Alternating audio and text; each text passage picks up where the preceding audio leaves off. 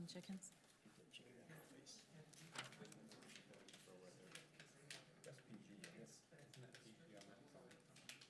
It is.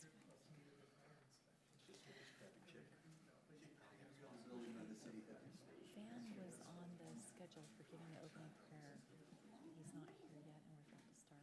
But then if you'd be willing to... Mike? John Kim.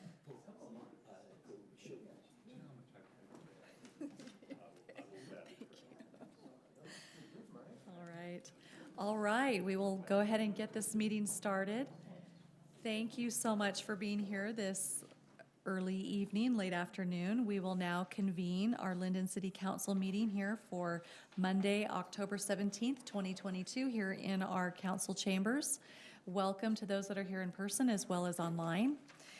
We will first begin with an invocation. Our Councilmember Van Broderick was on the agenda, but he's a little bit delayed, so we will have our invocation given by Councilmember Mike Van Cherry, and then that will be followed by a Pledge of Allegiance, offered by our own Chase Adams from our Finance Department.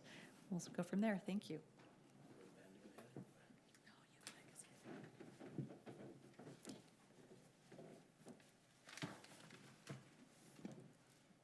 Kind Heavenly Father, how grateful we are to be here as a city council and have our good citizens of Lindon here to present their views and their thoughts and for us to deliberate on important matters concerning our community. We are truly grateful for the freedoms that we enjoy to live in a community where we care and love one another and that we have the freedom to do so many things that others just take for granted. We are thankful for our mayor, for those city personnel who work so hard to make Lindon a better place, and we're thankful for this country and pray that we'll do all that we can to preserve our liberties and freedoms. We ask that thy spirit will be with us tonight as we deliberate these important issues, that our minds will be clear and active, and that we'll be able to come to a meeting of the minds. And these things we pray for in the name of Jesus Christ. Amen. Amen. Thanks, Mike.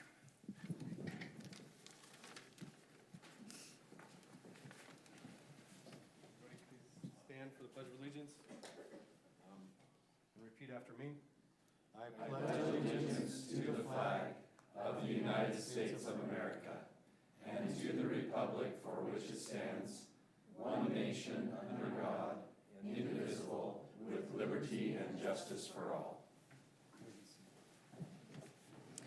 Thank you very much, Mike and Chase. All right. We will now have our call to order and our roll call. So I'll start here on my left with our roll call. Thank you. Daryl Magleby present. Mike Van Cherry present. Carolyn Lundberg present. Van Broderick present. Randy Powell present.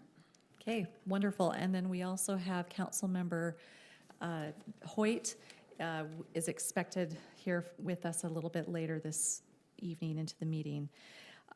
We will now go on to item number 2 on our agenda. You can pick these up here at the front of the room if you want to kind of follow along what we're doing.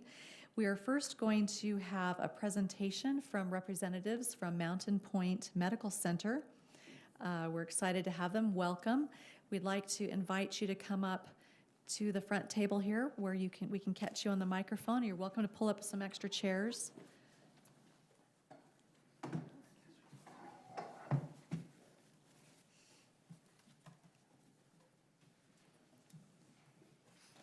And Mountain Point has been a wonderful support and member of our Pleasant Grove Lindon Chamber of Commerce. So welcome. We thank you for your support and the great things you're doing for our community.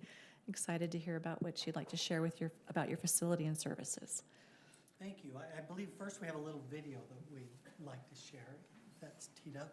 Yep. Located at the center of growth in Lehi, Utah, Mountain Point Medical Center is your partner in building a healthy community. From Lindon to Draper, Eagle Mountain to Cedar Hills, we're prepared to expand along with the communities we call home. With over 250 physicians on staff, Mountain Point is a proud member of the Steward Healthcare family, ensuring the highest commitment to quality patient care. Our full-service hospital offers comprehensive healthcare services using state-of-the-art equipment delivered by highly skilled and caring professionals. And we dedicate ourselves to the communities we serve by delivering an affordable approach to healthcare through all stages of life. Whether you require a major operation or a minimally invasive outpatient procedure, Mountain Point Medical Center is fully equipped to offer a wide range of surgical services, featuring cutting-edge operating suites along with spacious and comfortable family waiting areas. The Pain and Spine Center in Mountain Point provides a comprehensive, multidisciplinary approach for the treatment of back pain, bringing neurosurgery, physical therapy, pain management, and chiropractic care together into one place. With this team, we are better able to determine the cause of back pain and more appropriately treat it. When it comes to matters of the heart, every second counts. Mountain Point's Cardiac Cath Lab enables physicians to use advanced imaging technology to effectively evaluate how well a heart is functioning and whether there are blockages in the arteries. Should a blockage occur, an interventional cardiologist can treat the obstruction with angioplasty or stent placements to restore better blood flow. Look to Mountain Point as a trusted resource for comprehensive women's care, providing convenient access to a broad range of preventative and medical care. Our labor and delivery services stand alone. The large resort-like suites showcase views of the Wasatch Mountain Range through large windows, providing a calm and relaxing atmosphere. At Mountain Point Medical Center, we strive to serve the needs of our communities by delivering the highest quality of care with compassion and respect. We dedicate ourselves to being responsible partners and delivering affordable health care to all. Mountain Point Medical Center, your partner in building a healthy community. Could you please introduce your name and, yes, pull that closer so that everyone can hear you. Thank you. Okay, I'm Kent Loosley, the CEO at Mountain Point Medical Center. We have Carmen Zapata is the Director of Marketing. Quincy Tunnel is the Director of Imaging at the hospital. And Amelia Thorne, she's the Director of Business Development. And we just want to take a few minutes and introduce Mountain Point. It has a nice video that talks a little bit about it, but we wanted to make it a little bit more personal. Stop by and talk just a couple minutes about our mission in the community. We consider ourselves the community's hospital here in northern Utah County. We feel like we're brand new, but you know it's been 7.5 years since we built Mountain Point, and since we built Mountain Point, we've been able to recruit physicians in the community, have growing volumes, and take care of a lot of people.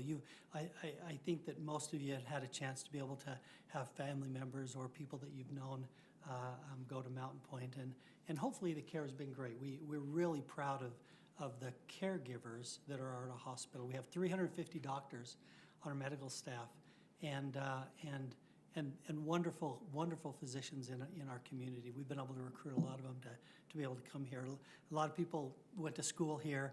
They go out of state and they say, I just want to come back to Utah and provide care. And we've been able to pull people back to the community. So the people that are taking care of you at Mountain Point really are your neighbors and your friends. And so we're happy to be here in the community. One thing I wanted to also mention before we finish is that we want to thank Mayor Lundberg. She had an email. Somebody approached her, and I just want to read the message. I apologize for this embarrass you. I know this will embarrass you, but it's kind of cool. A man stopped up there and said, Mayor, I want to thank you for posting on Facebook that invitation from the hospital to get heart scanned. I've done the typical cholesterol tests, which looked good, but I thought I can do that for only $69 and to see if I'm really good. So my wife and I went, and she had a score of 0, but boy, I did not. They found serious calcium blockage, and now I'm on a program to get that taken care of. He was so grateful. And so just a simple Facebook post to let me tell our community of something that they can do. And so we just want to thank you, Mayor Lundberg, for taking the time to share with your community some services that are really helpful. At Mountain Point, we're proud. We have a cath lab, interventional cardiologist on staff and a cath lab, and that differentiates us. I mean, the first responders know that if there are heart issues, they take them to Mountain Point, so they don't have to go there and be transferred to other facilities. They actually be able to be taken care of there. So that's all we have. I just want to thank you for the time. We feel honored to be here. Amelia serves on your the chamber council, I guess the board.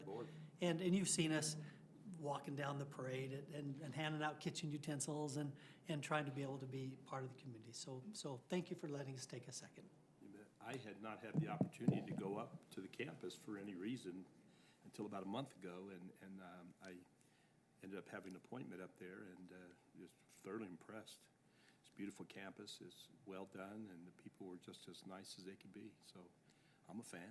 Thank you. It's great for the community. Appreciate that. Yeah, I've done the heart scan there too as well. Oh, did you? Yeah, it's Good only for you. $69.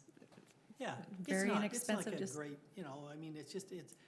it's not about making money at the hospital, it's about providing service. For $69, you have your calcium score, and most people, they have a 0, and they get to feel good and have a little bit of confidence, but not everybody. better you know, though. Better Not Yeah. everybody, yeah, you get to sleep at night. And I've had colonoscopy there, and it was, very, very seamless, very, very easy. So, and that's something my best friend was diagnosed stage 4 colon cancer, and, that's something that's really important for people to regularly get checked as well. So, Thank you. thank you for being such an amazing community partner. Council, do you have any other comments, thoughts? We really appreciate all you're doing in the community and supporting as well partnerships with cities and healthy living. So Thank you for letting us thank you for being here. Thank you. All right, we also have a presentation. I'd like to invite Rob Smith and one of our Alpine District Board members here. Would you like to come forward as well? Okay. Sure. Thank you. Mark Clement, and they will be discussing this evening presenting information about the upcoming school bond that's on our November ballot. Ballots go out. This is on ours as well. This is the bond information, so this is district-wide. Mayor, thank you. Members of the council, Adam, thank you. Appreciate being here with our board president.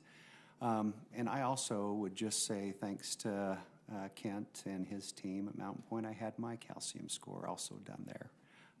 And it was quick, easy, inexpensive, and it was good information. So anyway, I would just also echo the comments that others have made. Couple of things we did bring. Adam, can we go to that city fact sheet first? When we come to city council meetings, one of the things we like to share is just a current snapshot of the schools here in Lindon. And so there should be a 8.5 by 11 handout for you. And then as well, we left some additional copies here for staff or for the public. But Oak Canyon Junior High School, we have about 65 staff that between our classified and certified, and then about 30 hourly employees that come in and support what's going on there at Oak Canyon. New principal, Kate Ross. She's fabulous. If you haven't met Kate, she was at Lindon Elementary before. Fabulous there. And she accepted the invitation to take on the junior high when Diane Wanamaker retired. About 1,400 students there at Oak Canyon. At Lindon Elementary, we have about 625. And then at Rocky Mountain, about 615. The only Portuguese dual language immersion program that I'm aware of in the state, but we have it here in our community. Coming down to the bottom, just a couple things I want to highlight. Just bus, we have about 123 buses that are running out of our East Transportation Facility in American Fork, and they provide services for this East area. About 627 routes that they run to and from school every day. And then they have all of the extracurricular, whether it's athletic or drama or band or all of those other things too that are often before school, weekends, and at night as well. And then on the right, you have just a couple of specific capital projects. Oftentimes people are like, what's happening in our community with improvements. Whether that's a new roof at Oak Canyon we just finished, about a $2.5 million project, or whether it's the property acquisition that we purchased a piece of property down by Anderson Farms for a future elementary school, and that's something that we look forward to working with you on, as well as working on both Lindon Elementary and some of those plans that we have and we've discussed in the past. But just wanted to give you a snapshot of where we are this fall with our Lindon schools. And with that, just kind of an intro, the board approved a bond election, and we prepared just an infographic for you. And so, again, there's some extra copies here for the public. It's also available on the website. But on this front side, a couple of things. Why a bond? There are 3 reasons why we bond primarily.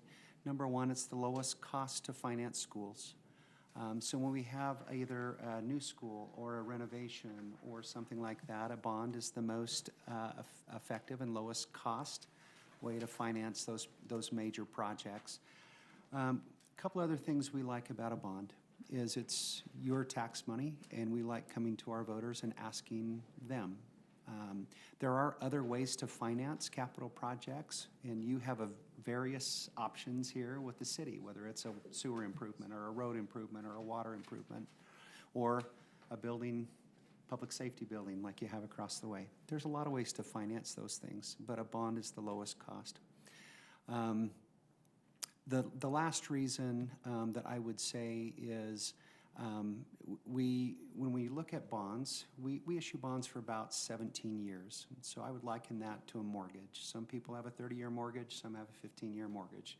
We try to be on the short end of that to save interest. And again, something that I think all of you are aware of. But when people move into the community 2 years from now or 5 years from now, they also pay their portion as they'll use those services, whether it's I've got a junior jazz team and I want to come play basketball, or whether I've got a lacrosse little league team or football. They use those services, and so they contribute to those, to funding those projects. Versus a cash only, we pay for it now, and the people that are here would pay for that rather than spreading that over a number of years and allowing those who use the facilities to also pay. So those are some of the reasons why bond.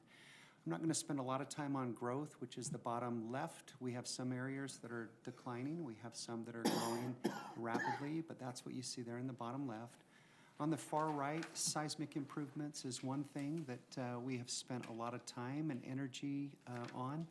We did a comprehensive seismic study. We hired Reevely Engineering, which is one of the nation's foremost engineering firms on seismic issues.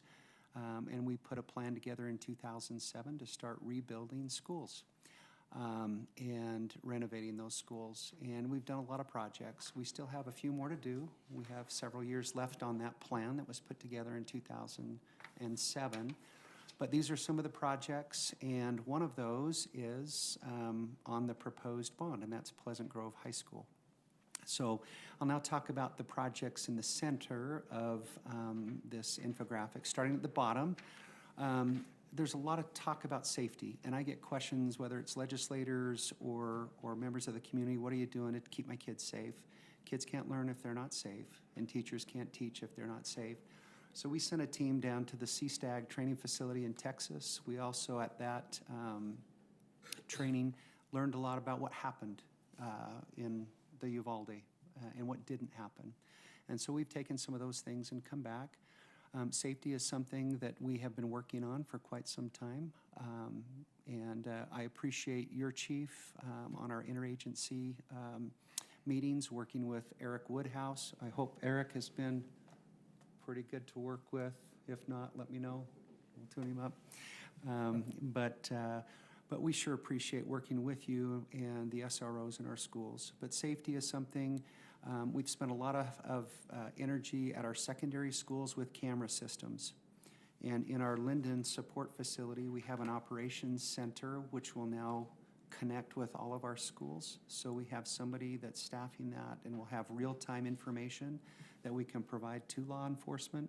So heaven forbid there's ever an incident that we have to respond to, we will have better response and I think a more seamless response than what we have seen in the past. So we've done a lot of that camera work at the secondary. This bond contemplates doing some of that work at our elementaries and tying some of our elementary schools together as well. And then at our secondary, on the last bond, we did some door locks. The number one thing that at CSTAG, they say the safest place is behind a locked door. In many of our secondary schools, a teacher would have to go outside into the hallway and lock the door with a key to be able to lock that door. So if there was a threat in the hallway, they would have to expose into the hallway to lock their door. And that's if they had their keys on their person. Sometimes keys are in a purse or in the desk or in a backpack. And in a situation that requires quick response, training helps that, because often we don't think as clearly when we are in those situations. And so installing some locks, what that is all they would do from the inside of the classroom, just push a button and the door is locked. So they wouldn't have to expose or come out into the hallway. And in our secondary schools, we have a lot of doors and a lot of classroom doors. And so that's what those safety projects are. We'll continue to buy land if the voters approve this, and you can see that there. Moving up, we also have some additions.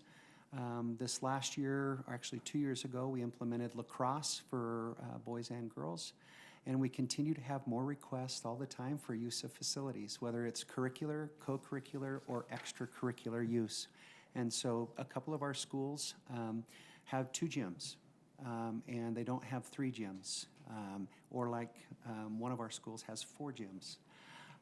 And so what this is doing is would allow us a multi-use space that could be used again for curriculum, curricular, co-curricular, extracurricular, or even civic purposes. Okay.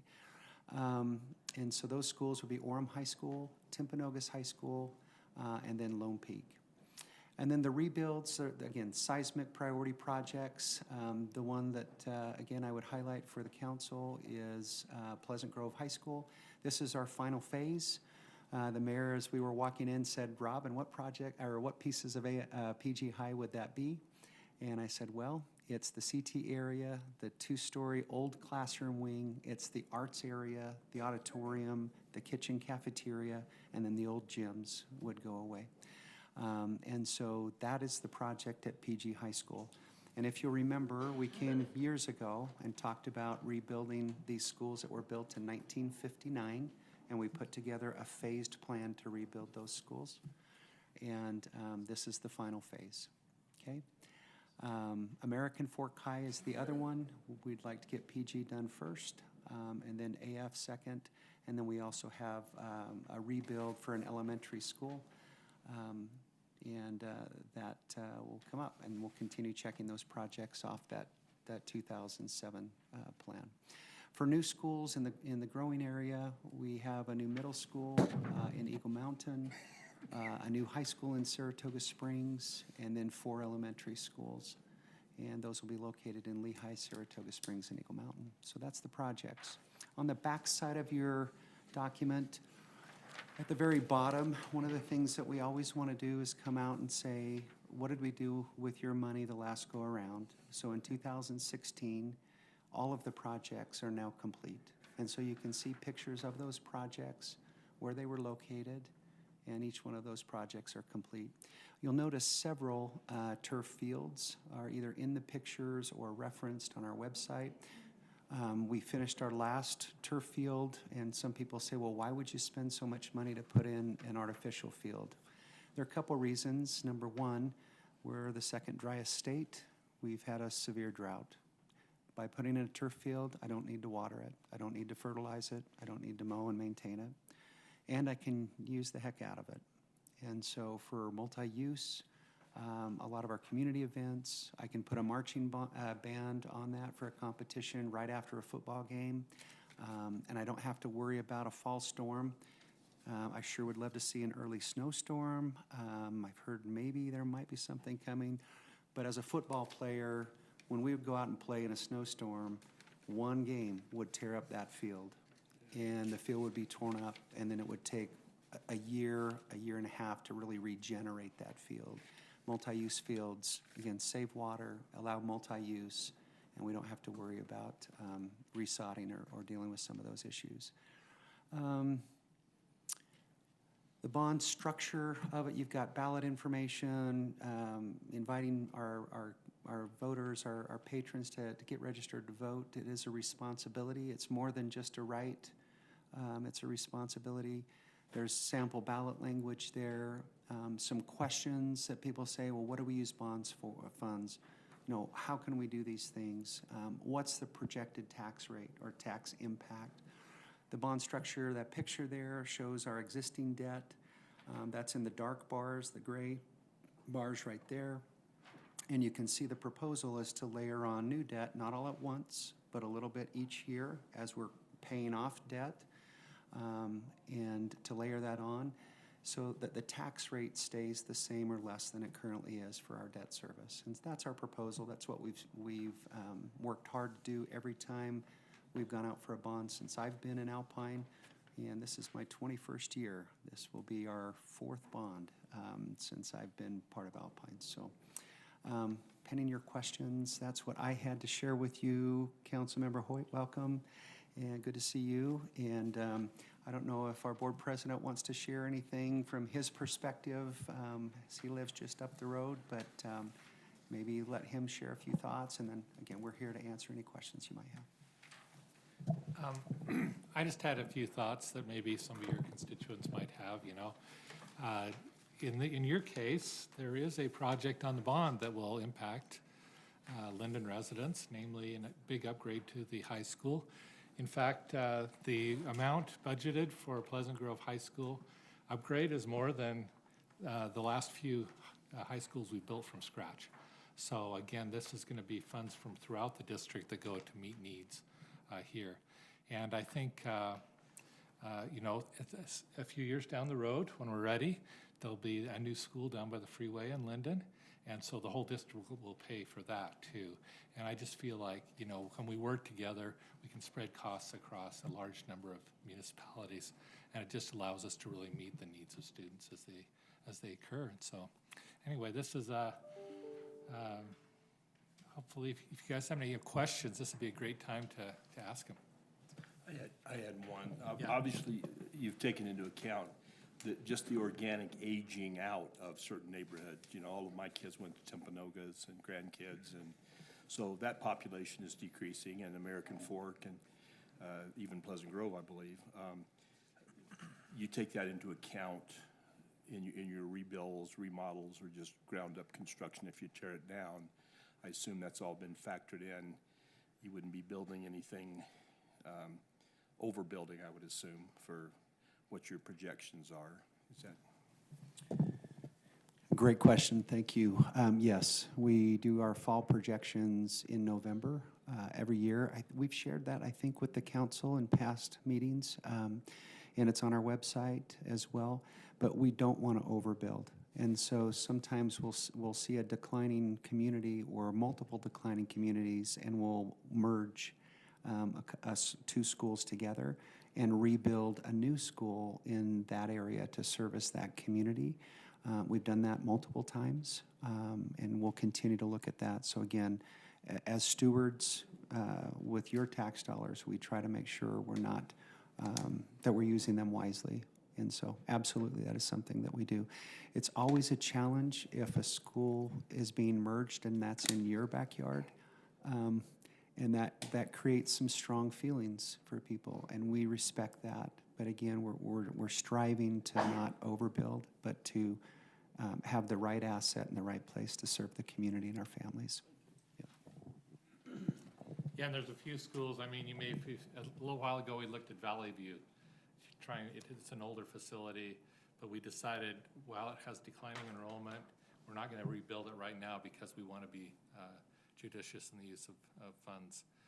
We'll have to do something eventually, but probably we would want to look at, and this is something, you know, that we will work with the city council on, but maybe a reconfiguration of some of the schools to create a better learning environment for those students. So. All right. Any other questions, council? Great fact sheets, well put together. I've seen them over the years many times, and they're very, very helpful to understand. So I have a question. So the information here is, it says it's an estimate, obviously, working off the best data you can at this point. I know a lot of residents, there's another ballot proposal in our sister city next door. And should that pass and they piece off to create their own district, how does that impact some of the assumptions that were made with this bond as far as the cost per household? You're saying that right now it's a neutral effect you anticipate. However, if you no longer have the revenues from the property taxes and Orem contributing to the 20-year payback, what do you anticipate that impact might be? Great question. Adam, can you go to the second page in the graph in the center? Yeah. So this is the modeling that contemplates Alpine currently as it stands. So the statute is very clear. Should both propositions pass, okay, so I'll assume that that's your question, is if both pass, what happens? The projects that are called out for Orem, those dollar amounts would be set aside, and then a future Orem board that would be elected down the road then would decide whether they would issue those bonds or not, or do something different. So that piece would decrease the size of the bonds. The remaining amount would be spread over the remaining Alpine district. We would then look at that and make sure that we structured the bond. As long as we stay below that trend line, you can see that trend line going up in red. As long as we issue bonds below that trend line, the tax rate will be the same or less than it currently is. So that's what we would do. We would come back and take a look at that and say, do we need to adjust? Do I need to defer a project an extra year to make sure that that commitment is kept so that the tax impact would be the same or less than it currently is? One of the other things that we've done here, and again, if you're interested, I'm happy to share the actual modeling of the chart. We've assumed a very conservative change in tax value. Last year, we assumed 10%, and our values changed, and many of you saw this in your own property tax notices that came out, about 35%. I didn't adjust my model for that. We kept our same percentage. So I've got a 10%, 8%, 6%, 4%, 3%. So we're assuming a decreasing growth in our community. So that's how we're trying to hedge against that. And again, if you want the details, I'm happy to share that with you. It's pretty straightforward as you look through it. Can I just chime in? I think this is kind of on a lot of people's minds. The bottom line from my perspective is we get property tax revenues from Orem. They used to be like a dominant part of the revenues for Alpine District. Now they play a smaller percentage. And if they decided to make their own district, they would also take all of the rebuilds that are necessary. And my uneducated analysis is it's about a wash. So if they ended up doing it, we would lose the revenues from property tax, but we would also lose the additional expenses we would have to spend. And I think it would, the rest of the district that was remaining would probably be fairly even in terms of the effect. So in relation to so you're speaking to, so we have the bond, which I believe it calls out for $20 million for Orem's rebuild of one of the high school multipurpose rooms.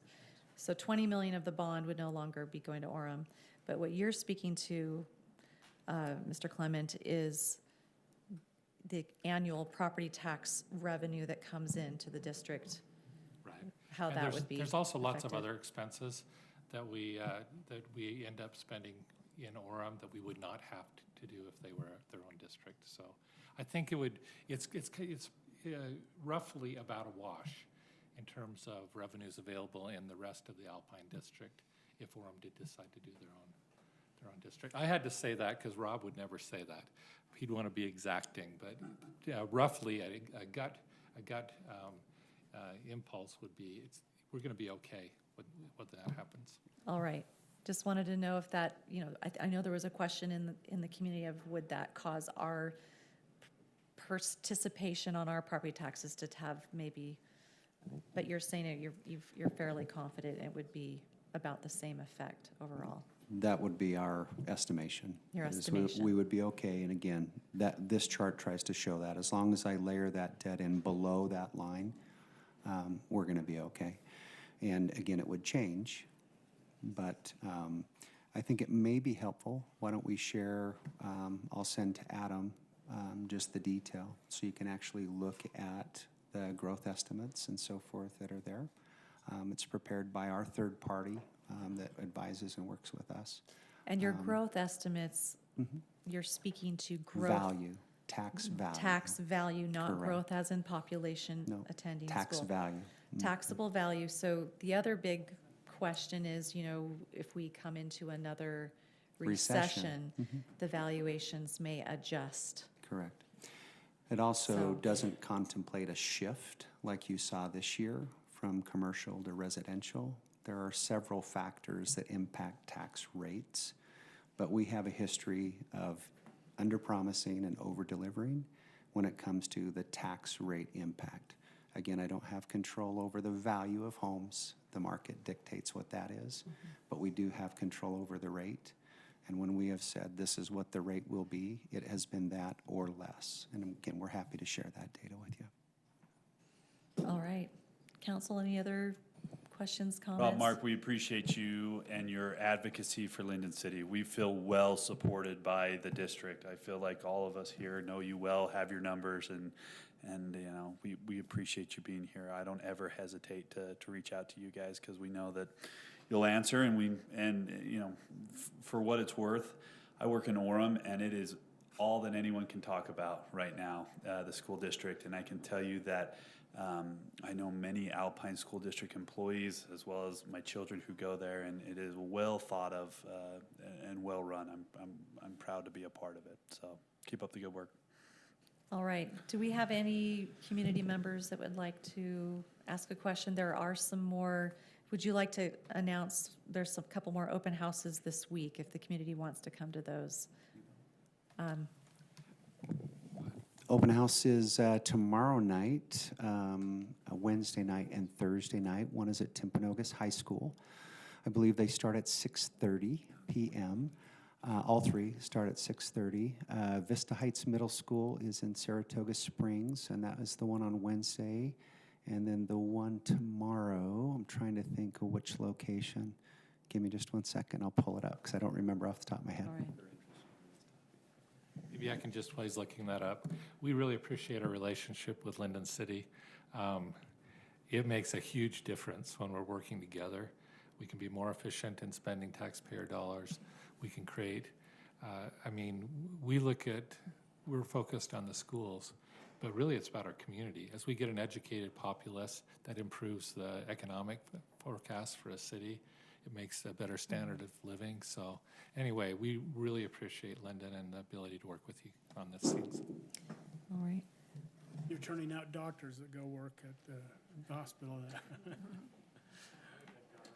Yes, we It appreciate. is American Fork High School is the one Tuesday. Did you find it, Adam, too? Perfect. Yep. American Fork High School, 6:30, then Vista Heights on Wednesday, and then Timpanogos on Thursday. All right, very good. Thank you for your time, gentlemen, coming. Appreciate you visiting and sharing that information for the community to research and decide how they would like to vote on that issue. And we will now move forward to agenda item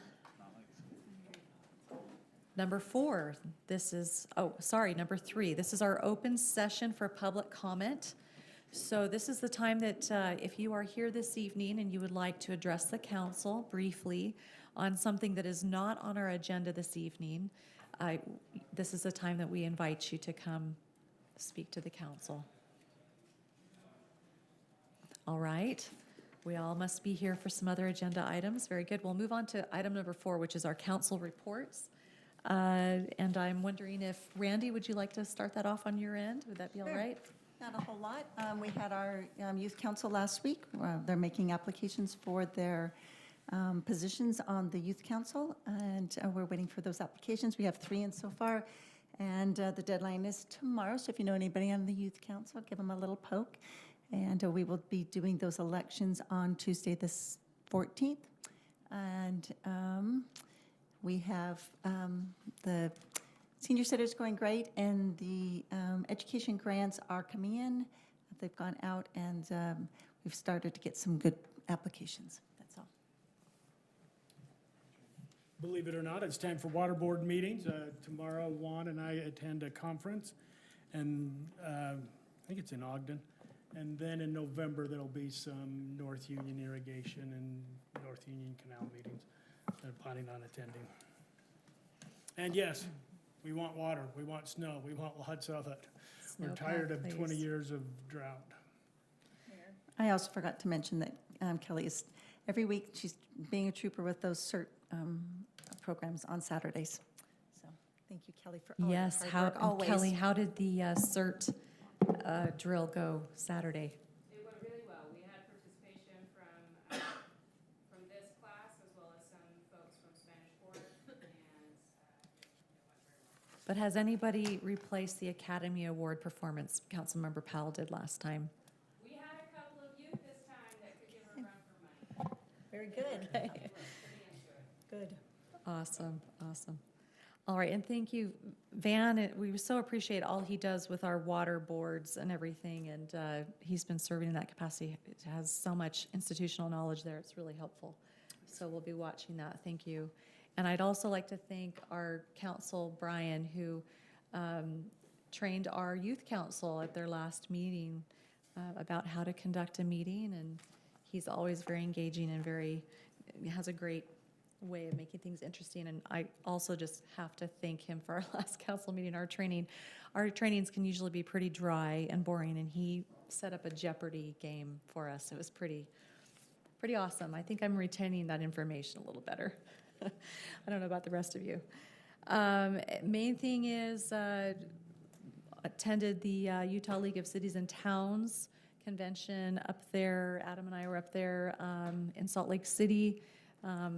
And there's a lot of, things that we're keeping our eye on in the next upcoming legislative session, as well as just kind of getting together with all of our fellow cities and towns throughout the state. And a lot of us face similar issues and challenges and how to address those. So that's always a great event put on by the league with lots of information and training.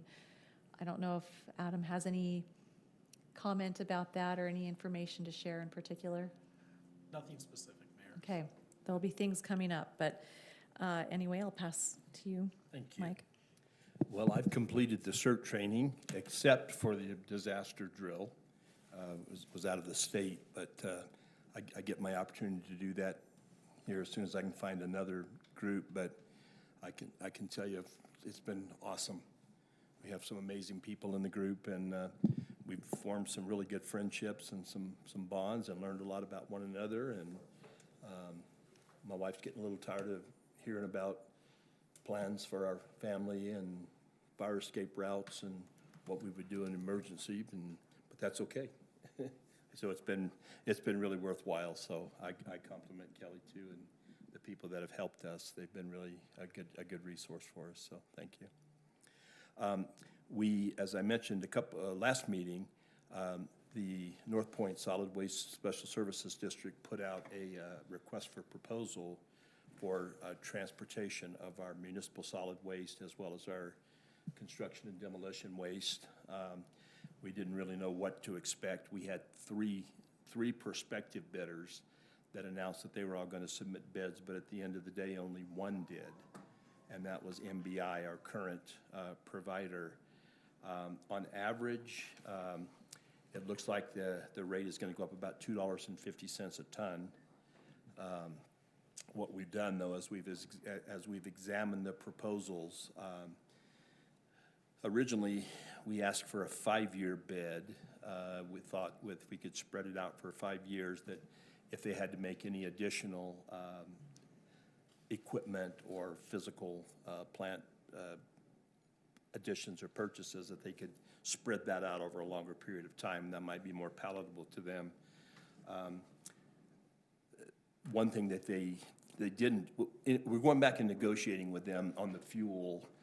You know, there's a distinct possibility, hopefully, that fuel prices may actually go down. And if that's the case, then we're in negotiations with them to also have a provision in there that, you know, there's no ceiling as to how high the fuel surcharges would be, but we're pushing pretty hard for a floor in the sense that if it goes down, then we have the opportunity to take advantage of the decrease in the fuel cost also. And so what we're planning on doing is spreading that additional cost out over a 2-year period to our member cities. And I think for the first 3 to 6 months, we have some money set aside, we may even absorb those costs to help with some of the potential strain it might have on the city. Fortunately, Lindon's share in the whole thing is not huge. It will be an increase indeed, but you know, when it stacks up against our other larger member cities, we're going to be fortunate in that regard. So we're looking, again, that's going to be awarded here. Then we have another couple of meetings internally, and then we're going to figure all that out. And then also, I think Neil Schwindeman has gotten a hold of you. He's scheduled to come in November. He's scheduled to come in November to make a PowerPoint presentation as to just catch you up to date on Lindon's utilization of the transfer station and the landfill, and what we're doing in terms of our budgets, our plans for the future. We have we're almost to the point where our master plan is completed, and we're actually looking, rather than, at this point, we're looking more about a substantial renovation, improvement of the existing facilities as opposed to perhaps the purchase. Well, we already have the ground, but a construction of a new facility, which would be incredibly expensive. So we think we can incorporate all that we need into a renovation remodel. So that at some point in the future, that'll be coming your way. But in November, he'll make a presentation. I think it's about a 20-minute presentation, but you'll be able to ask any questions you might have. So, and I think in my absence, Doug Smith, Kia, presented their site plan. And Mike, I don't know if, or Mary, I don't know if you have any specific comments on that, but it looks like they're off to the races. Yeah, so they met with our development review committee today and presented a concept site plan. So hopefully early spring next year we'll be breaking ground on a new building. That's great. It's taken them a while this will be the newest Kia design for their building, for their facility, and so they had to go through the Kia approvals and stuff, and so it's taken them a little while, but they're moving ahead. This will be near Home Depot for those that are curious, so. It's their new electronic, the EVP dealership that is expected to bring quite a bit of sales tax revenue into our city, which we're grateful for.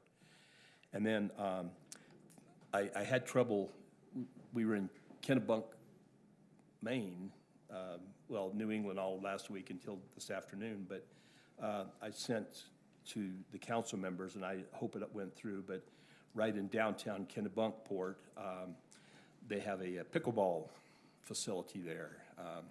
It's sort of an indoor-outdoor, but it's right smack dab on Main Street, and it's a covered roof. It's got the ability to drop, draperies or whatever it is down during inclement weather. But I think it's got like six courts on it, and it was being utilized quite heavily while we were there. So I stopped and took some photographs of it, and if I understood it correctly, the lion's share of that cost was, I think the city participated in the land, and then there were donations to build the facility itself. And of course, there was naming rights for that, but up on the gable there, they had that name. But it was pretty exciting. I'm not a big pickleball guy, but when I saw, I said, we got to go into town. I got to get some photos. I know some people who are excited about pickleball, so maybe that's something we might want to look into informally, but some possibilities there. It didn't seem like it would be overly expensive compared to a brick and mortar facility or something like that. So I just kind of wanted to share that. I know we've got a pickleball presentation here later, but, and Lincoln, I think I probably need, I just didn't have your email address handy, so we'll send that to you and you can share it with the group, so. Okay, I think that's all All I right, have. thank you. Thank you. Daryl? Thank you. Those who don't know, in 2024, it will be our 100-year celebration of Lindon City. We're excited about that. And we intend to have a centennial celebration during that year.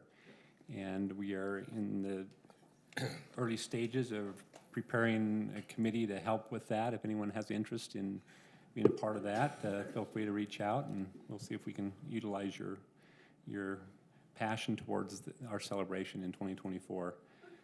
That's all I have to report. Attended the Walmart grand opening ribbon cutting put on by Walmart. The chamber had a hand in that. The mayor did a great job speaking. You think about that Walmart and the sales tax dollars that they have run through the city since they've been there. It's a great place, and it's an awesome relationship between the city and that business. Parks and Rec, Halloween Spooktacular, October 28th at 6 p.m. I know in the past several council members have had a trunk that they've participated in that event. That is always an opportunity. Alan is the right person to contact. None other than Adam is the best at trunk or treating. So last year it was Willie Nelson. That was a few years ago. So I'll never forget it. Every year I'm going to say that until I'm off council. But Adam dressed up as Willie Nelson once, and it was awesome. So is it Reba McEntire this year? Who is it this year? Pass, Mike, sorry. Last but not least, a few PD updates. They were at the Walmart grand opening too. They had a little outreach program. They passed out national child identification kits, which include fingerprint cards, medical info, and DNA samples that they passed out there. We'll be passing out at future community events. I appreciate Chief making community outreach a focus of our police department. They do a great job there. So those are the updates from me. All right, thank you. Mayor, just one more Yes. thought. As we were traveling through New England, we took all the back roads, the freeway, leave the freeway out of it. But, you know, really proud that Lindon's coming up on 100 years old, but there were countless towns established 1635, established 1650. You know, it's just a whole different world back there. It's really interesting. Yeah, we're still babyhood, right, Yeah, compared. yeah. But a And lot then you of- go to Europe and it's even more But a lot of significant. civic pride, Yeah. you know, it made me excited about what we can do and will be doing with Lindon for our 100th anniversary, so it'll be cool. Yeah, we'll be having a lot of gearing up and some activities leading into that through 2023. So it's going to be wonderful. Hopefully get the community excited and engaged in a lot of fun things. So we'll move now to item number 5, Administrator's Report from Mr. Cowie. Yeah, just a few things really quick. November 7th, just an FYI, that's our next meeting is going to be at 6:30 to allow any of those who want to attend to go to this statewide growth workshop at UVU. It's at the Utah Valley Convention Utah Center. Valley. And so if you want to go to that, I think that should be enough time for you to attend and then get back. So 6:30 start time on November 7th. Yeah, we'd like to encourage council members to go. There's a lot of issues regarding growth in the housing, and some of the bills that are coming up in the next legislative session at the state level could really impact us. And so this is an opportunity for us to interact with some of the legislators and give some feedback as well as how we'd like to influence how that's shaping up. So if And you can make then, it, that'd be great. just really quick, on Monday, November 14th, need to just have a fast special meeting. Hopefully we get some bids on our secondary water project. We're a little bit concerned. We haven't had very much interest yet. We have a mandatory meeting this Thursday, so we'll see which contractors attend to that. And so, Is that the reason for that special date, because we haven't, the window is still open for those bids? And yeah, we versus just putting wanted it on a regular council as night? fast as we can get those contractors moving, and so if we can give them an extra week, we felt like that was helpful. So I understand, so the mayor and Randy, you may have a conflict with the youth I'll be council. there. I'll be Think you'll be done? Maybe. If so, we may just need to have a mayor pro tem, and we'll figure that out, but I'm Mayor Pro Tem. are you? Okay. No, but We I might mean, need you there'll then, be enough so- advisors there. Okay. Okay. So 5:15 here, and again, that should be really quick, so. The only other thing, just a reminder, Daryl, we've got you down for the the November newsletter due the last week in October, so. Thank you, Mayor. Okay, great. And then we have nothing for, but we have the approval of the minutes. So if you have had a chance to review the council meeting minutes from October 3rd, are there any additions, changes, corrections? I'll make a motion I'll second. to Okay. approve the minutes. Thank you. Motion by Councilmember Magleby, seconded by Councilmember Hoyt. All in favor? Aye. Okay, that is unanimous for Kathy. Thank you. All right, and then item 7, consent agenda. We have no items this evening for that, so we will move forward now to a discussion item regarding the pickleball courts. And this will be presented by our Parks and Recreation Director, Heath Bateman. I will run it. You just tell me when to hit the forward button, so. Good evening, council. It's good to be with you. If you'll remember, we met a couple of months ago and talked about the possibility of having some courts with a lot of people in attendance. We talked about that. I have gone back and had some research done. I think it's still kind of important, although I know many of you are pickleball fans and play, but just a little bit of information on pickleball. All signs are saying it's not going away. It's going to grow. And whether it grows here or whether it grows everywhere else, I think they said, I think the research I did said 69 or 70% of all the players of the 400 or the 4 million players are on the East Coast.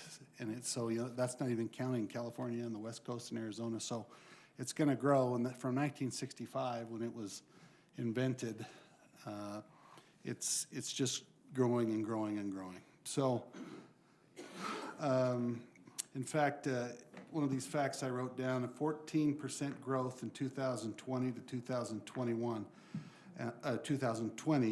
2021 growth is on par to be about 21% growth from just people taking up the paddle and doing it. So lots of 4.8 million total participants.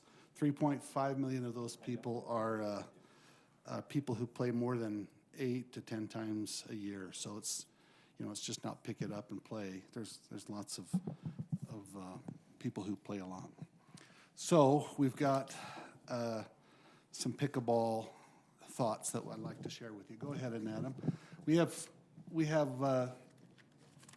new pickleball courts that have come to us this year. We've had our existing pickleball courts at Hollow Park.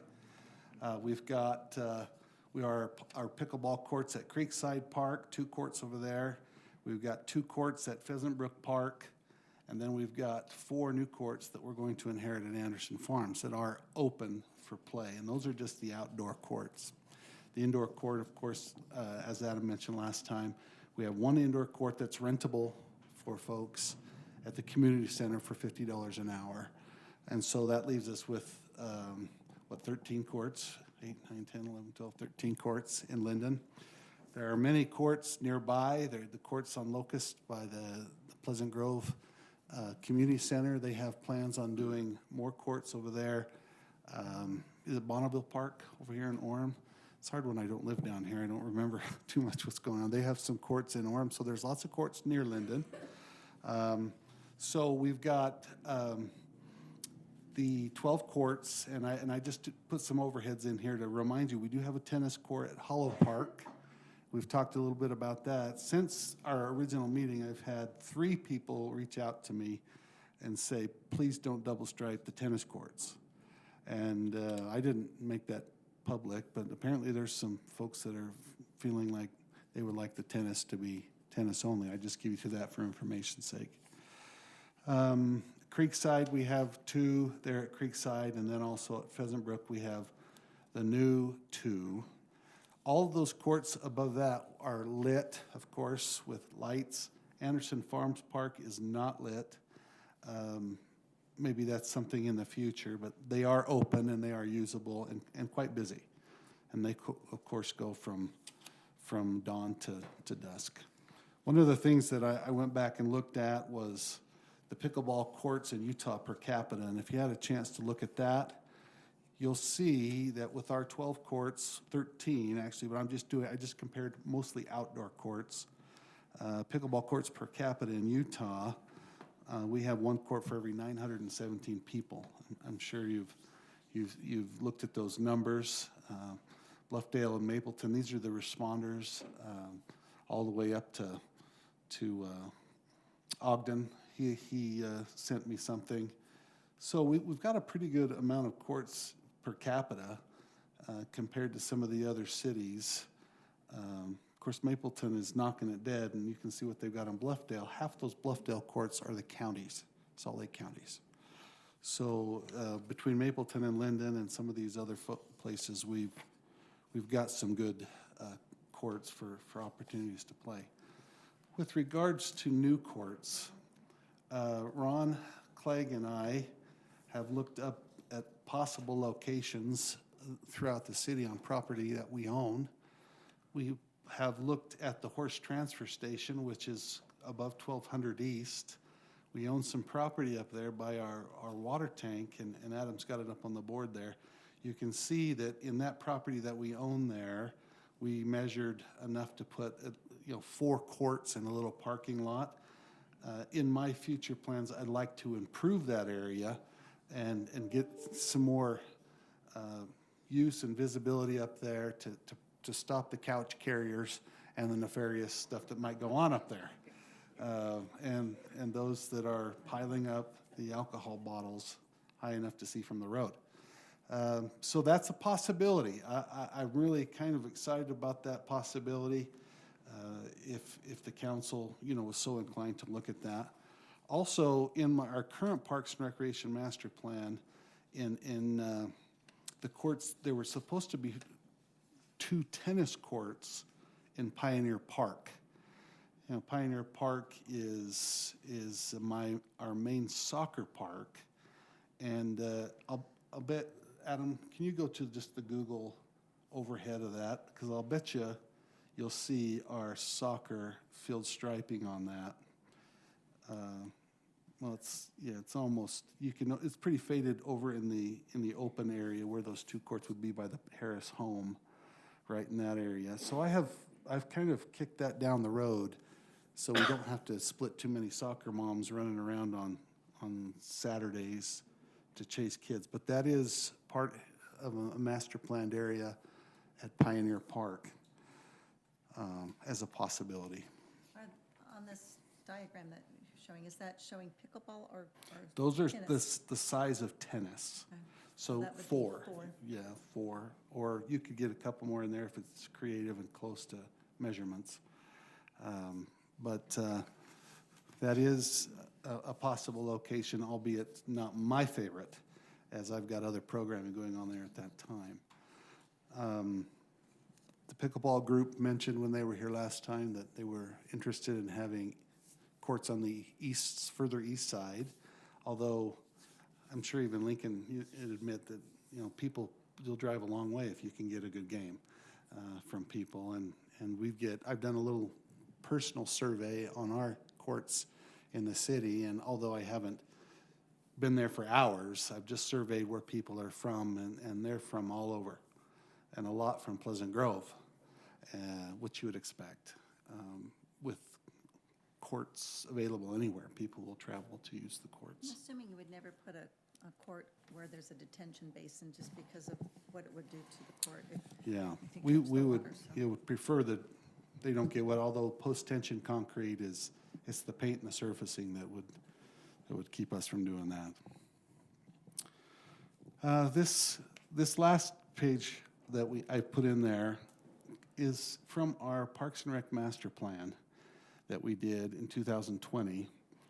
And you'll see there for what we've got, it's only listed 6 courts at that time. And from the median supply from the National Parks and Recreation Survey per 20,000, now that we've got 12, we exceed even the national recommendation for pickleball courts for need.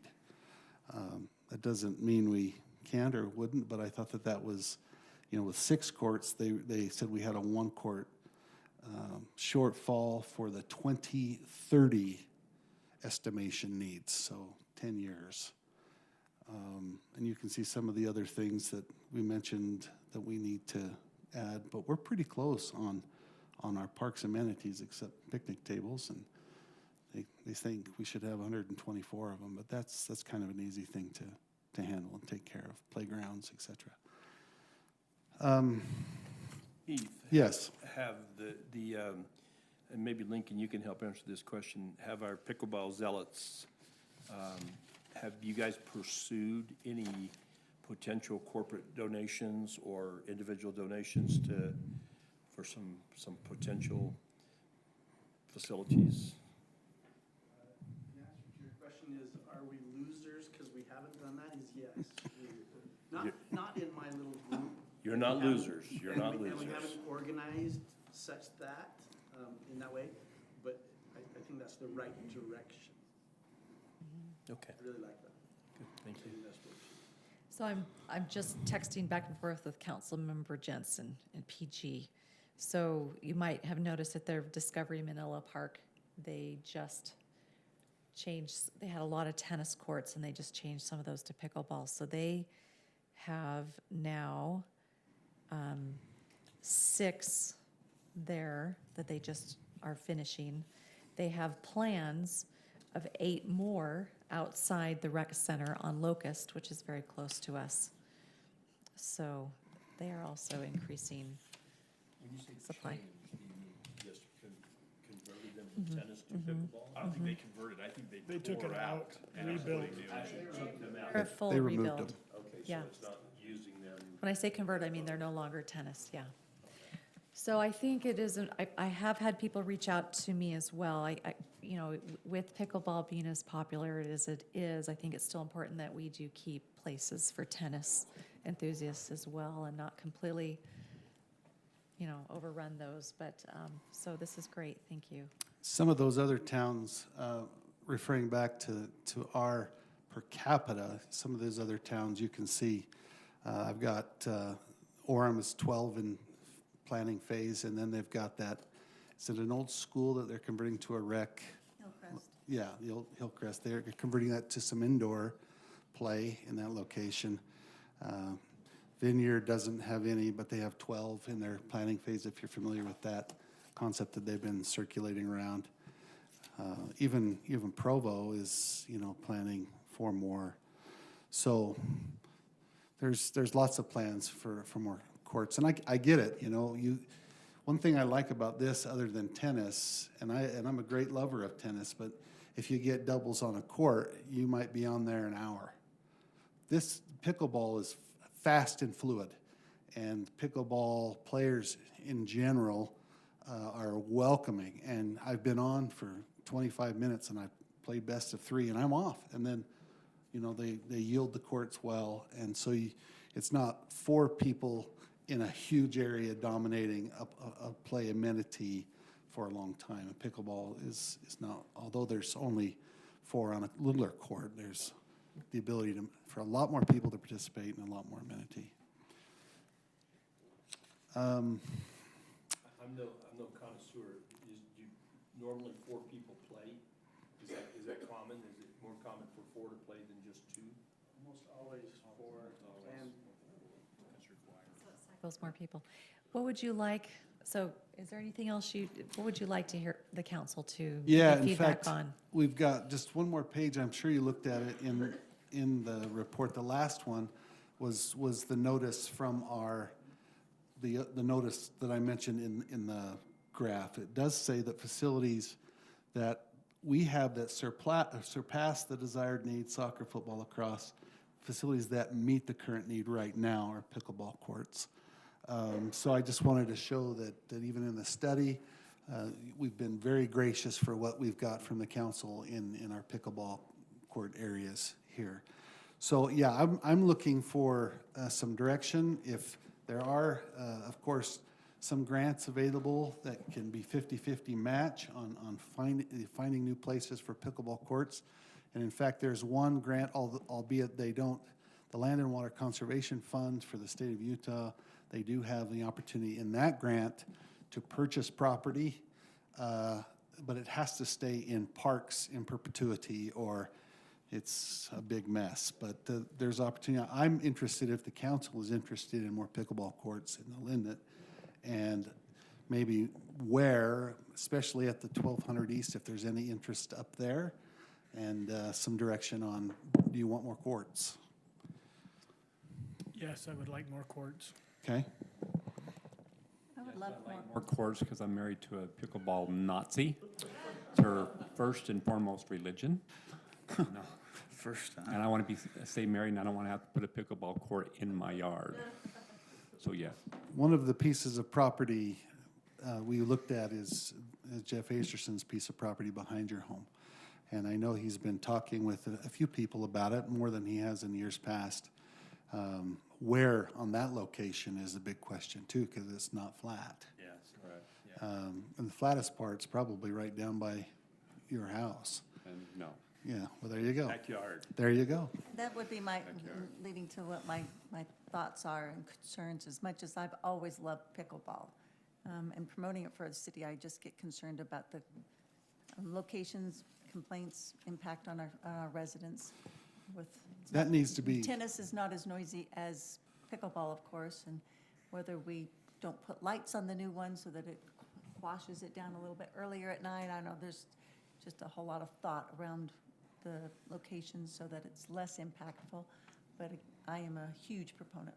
That needs to be certainly considered. One of the reasons I kind of liked it up there at the horse transfer station, it's elevated above some of the homes. There are some homes there that might be a little bit, but there's shrubs and kind of a hedging up there, and it can echo up the mountain all at once, but it's not in direct line of sight. And we won't build another pickleball court that doesn't have 10-foot fences. We'll do the all way acoustic block around. much higher. And the acoustic yeah. block still is what it is, but the fencing certainly gives us that option. We won't leave the fences down. You know, Mayor, I don't have a dog in the fight, so from what I've heard, I'm all for more pickleball courts. I don't want it to be at the expense of our tennis people, though, which that sounds like we can accomplish both goals. Yeah, and that area up there, like Heath said, I think Adam and Chief could also attest, some other communities that have areas that were sort of tucked away and hidden that had nighttime kind of nefarious activity. Putting an amenity like pickleball does help, I have think, more of yeah. a presence. And yeah, I think Sharon Park in Yeah. Orem would be a good example of that. And those pickleball courts are really close. But it was kind of am I speaking out? Is it not Sharon Park? I think it is. Sharon Elementary. It's helped them. Yeah. It's helped them with some of that issue, but that's tucked away a little bit, and we do need to consider the noise. I brought my noise study. I should have put it in the packet. I'm sorry, but you saw it a couple of years ago when I just measured the Hollow Park's sound decibel levels. There is a really good newer article from the LA Times about pickleball and some court cases that have come for sound. And it seems to be, not being an attorney, but reading the article and reading what they're saying, it seems to be the burden, if they can prove that it's a nuisance, and that's a broad word, then they're getting some steam in some of these lawsuits. But it's on the homeowners or the complainant? Yeah, that they can really, that it's really an actually true nuisance, because in my study here Versus an irritant is what you're saying. yeah, it's 370 feet at peak sound, which is the same as voices, but it's the repeated pickleball. It was 53 decibels at its peak in heavy play on 4 courts. That's not out of the range of tolerable, but the repetitive is what people are mentioning as that. I'm happy to show you this article a little bit about it, but that needs to be considered. So shall I go forward making some possible plans and seek out a grant at the 1200 North Horse Transfer Station? What general cost would we look looking at where we own the land already? Quarter The million?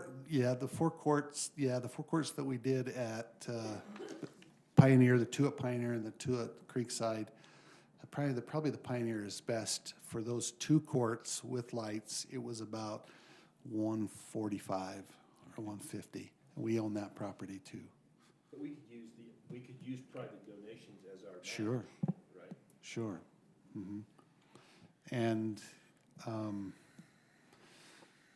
we could put four courts up there with some help and a little parking lot in between. And then, another amenity we would need to have was a restroom. We'll put a restroom up there and kind of beautify that area.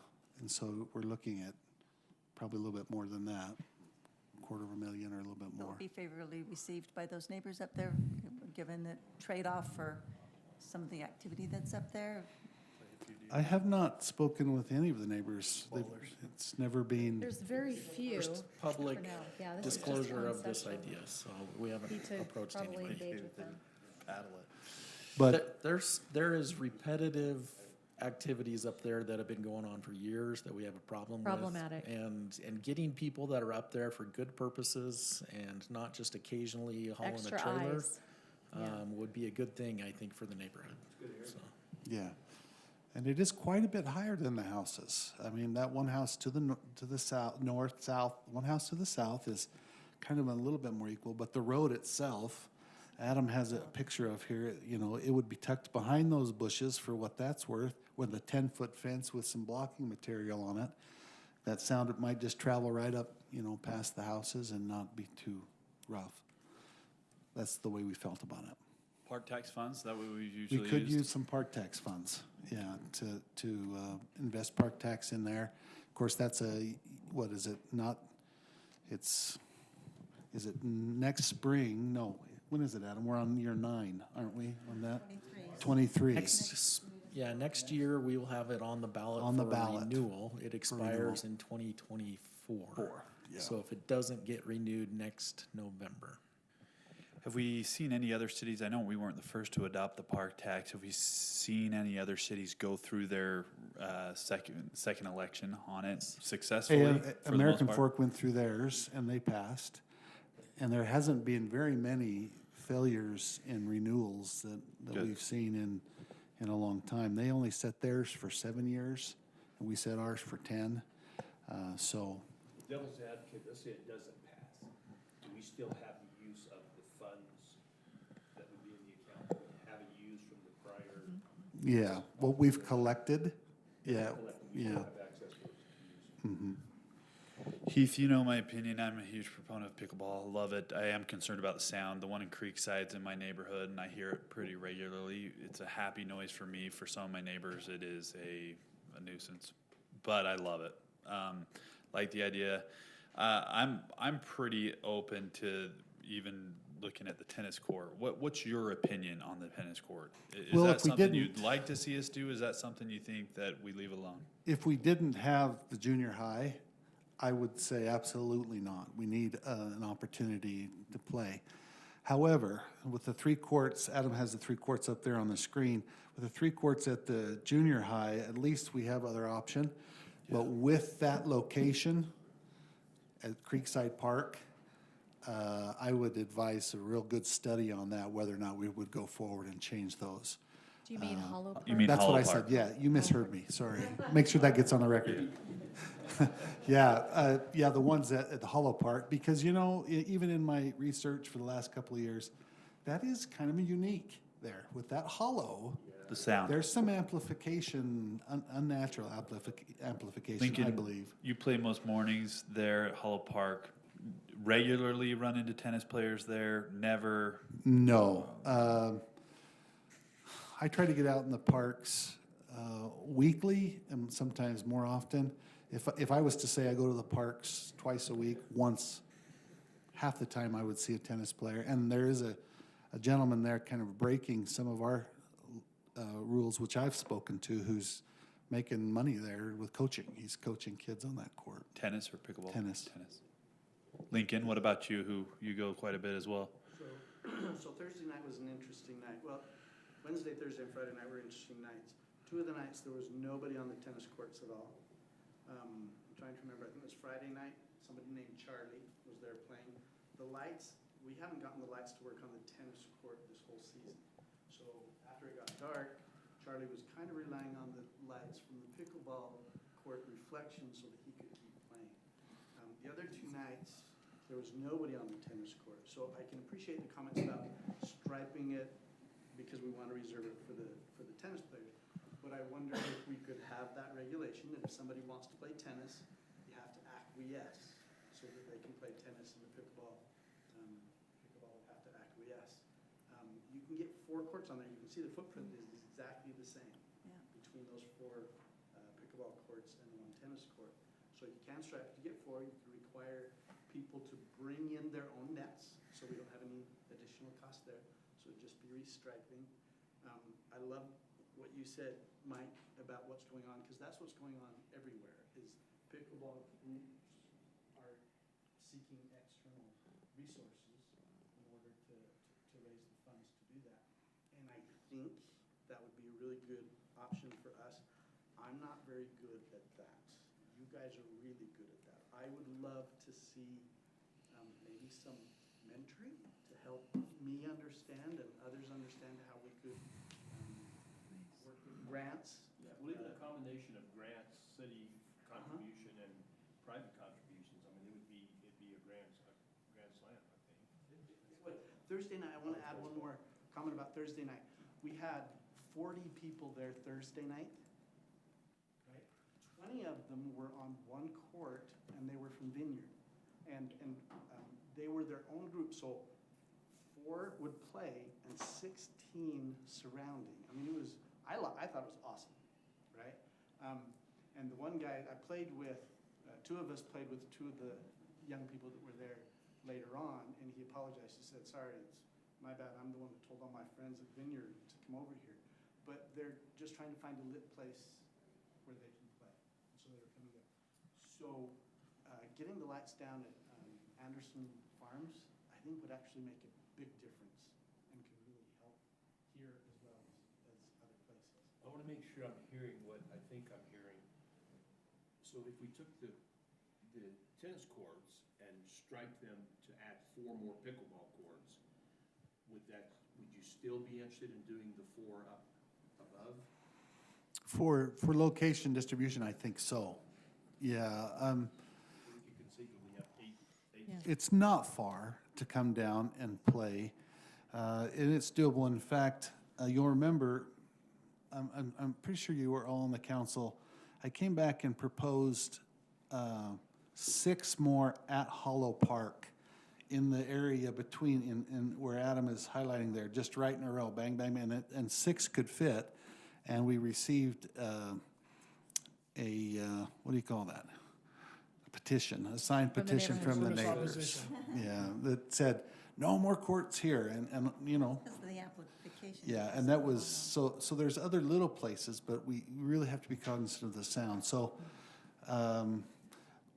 in that situation, there's lots of places that double stripe, and the tennis players and the pickleball players relatively get along. It's, you know, I have a hard time in my mind's eye seeing 2 people who want to play tennis kicking 2, 4, 6, 8, 10, 12 people off, and then keeping it for as long as they want. So the answer is, well, they can have it for an hour, or they can have it for a game, and then everybody puts their pickleball back on, and then they play, and then they get off again.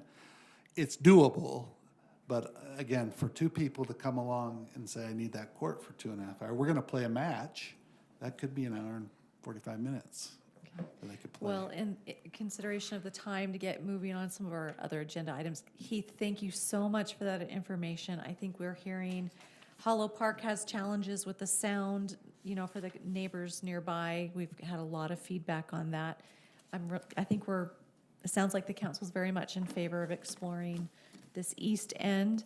We have a lot of pickleball being added by our neighbors all around, maybe lights at Anderson Farms. Those are all great ideas. It sounds like council's in favor of you pursuing some of those opportunities I'll go coming for it. back. Thank you so much. All right, we're going to move on now to item number 9. This is a public hearing to amend the Lindon City zoning map from R120 to CG, and CG to R112, potentially at the 400 West, 400 North location. Could I open a public hearing? I Mayor? would take that motion from. Second. Okay, motion by Councilmember Powell to open a public hearing, seconded by Councilmember, excuse me, Broderick. All in favor? Aye. Okay, we are now in a public hearing. And do we have anyone here representing the applicant for this? We'd love to have you, invite you to join us here and make sure the microphone's up nice and close. Thank you. Hi, I'm excuse me, Tyson Williamson with the Holland Group representing this rezone. We're excited to be here. We had a successful planning commission last week and had a lot of community involvement. There are some items surrounding the property that are of concern to the residents, but from what I gathered, and I'm hoping you hear tonight, that there's positive feedback for what we're trying to do on this difficult piece of land. I know that Mr. Holland had met with a number of you before about a couple different design iterations. Everything that was previously presented was more dense, and this settled in at the R1 12,000, which is essentially, you know, quarter acre lots to third acre lots. So, as you can see there, so just excited to be here and hoping that we get positive approval. All right, thank you, Mayor and council members. It's like was previously mentioned, the proposal before you is to rezone the property from R120 to R112. So the lot sizes range in size from 12,000 square feet to 15,700 square feet. So there would be a total of proposed 16 lots on there. So this is just for a rezone. The city has not done an engineering review yet or a design review of this project. And so you'll see things like, you know, Gilman Lane has not been addressed yet. The UDOT will require that Gilman Lane be terminated, so there's not access for, you know, so it acts as a dead end on Gilman. The roads do show a 66-foot right-of-way on 400 North, and then a 50-foot right-of-way over to Gilman Lane. And so the general plan shows this as commercial. However, the property is currently zoned as residential. It does have a small commercial portion as well, but the R120 is the more restrictive zoning, and that's what takes precedence. If you look at the surrounding area, so from our general plan map, this calls this as a transit node. I think Adam explained that to me earlier, that at some point the 400 North was considered for a transit line, and so in the previous general plan, it called this area out as a transit node. But you can see on our general plan map how it does show 400 North connecting, and then also 400 North connecting to Gilman Lane. The area, this map doesn't show it really well, but the properties to the west are the 20,000 square foot lots. If you look on Gilman Lane, those lots range in size from 8,000 square feet. Sorry, on Lakeview Drive, those lots range in size from 8,000 square feet to 40,000 square feet. So more of the older part of town right there, some of the smaller lots. So with that, we'd be glad to answer any questions. At the Planning Commission meeting, the vote was 5-1 in favor of the rezone. There was a lot of good public comment that was made at that meeting, both in favor and opposed to the rezone. I also provided you 2 emails that I received as well. With that, Mr. Williamson, do you have any other items? You'll hear about it after me, but I think there was, and you mentioned it, there's concern with some of the parking issues by neighboring uses and lighting issues, and the residents will likely share that with you. So my understanding is if we were to receive approval, as we progress forward and have a site plan review at that time, there would be the ability for residents to provide additional comment if need be, so. And we're sensitive. I think our interests are aligned in that if local residents are having issues, we feel that these lots would also have very similar issues, so. Mike, real quick, before we open it up to the public, previous iterations of this development had the builder, the developer giving up a retention bond or attention to the city in exchange for the density. It was kind of a, you give us this, we'll give you that.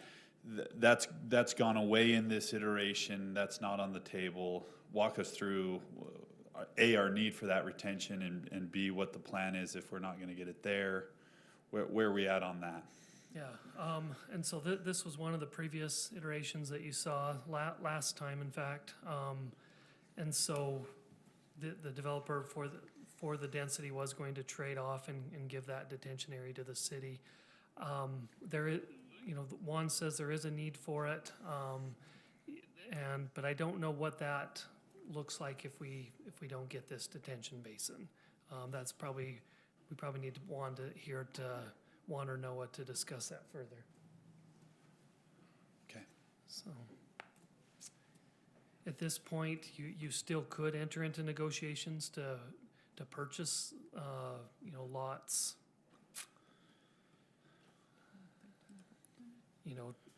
12, 13, and 14 from the developer. But, you are going to pay a premium if those are subdivided, and so.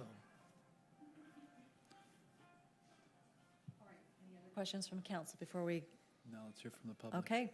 We will take any questions or comments from the public. You're welcome to stay here and answer any of those. Do I have anyone here in the room that would like to ask questions of the applicant or staff? Please come out. All right, please come up and state your name for the record. Thank you.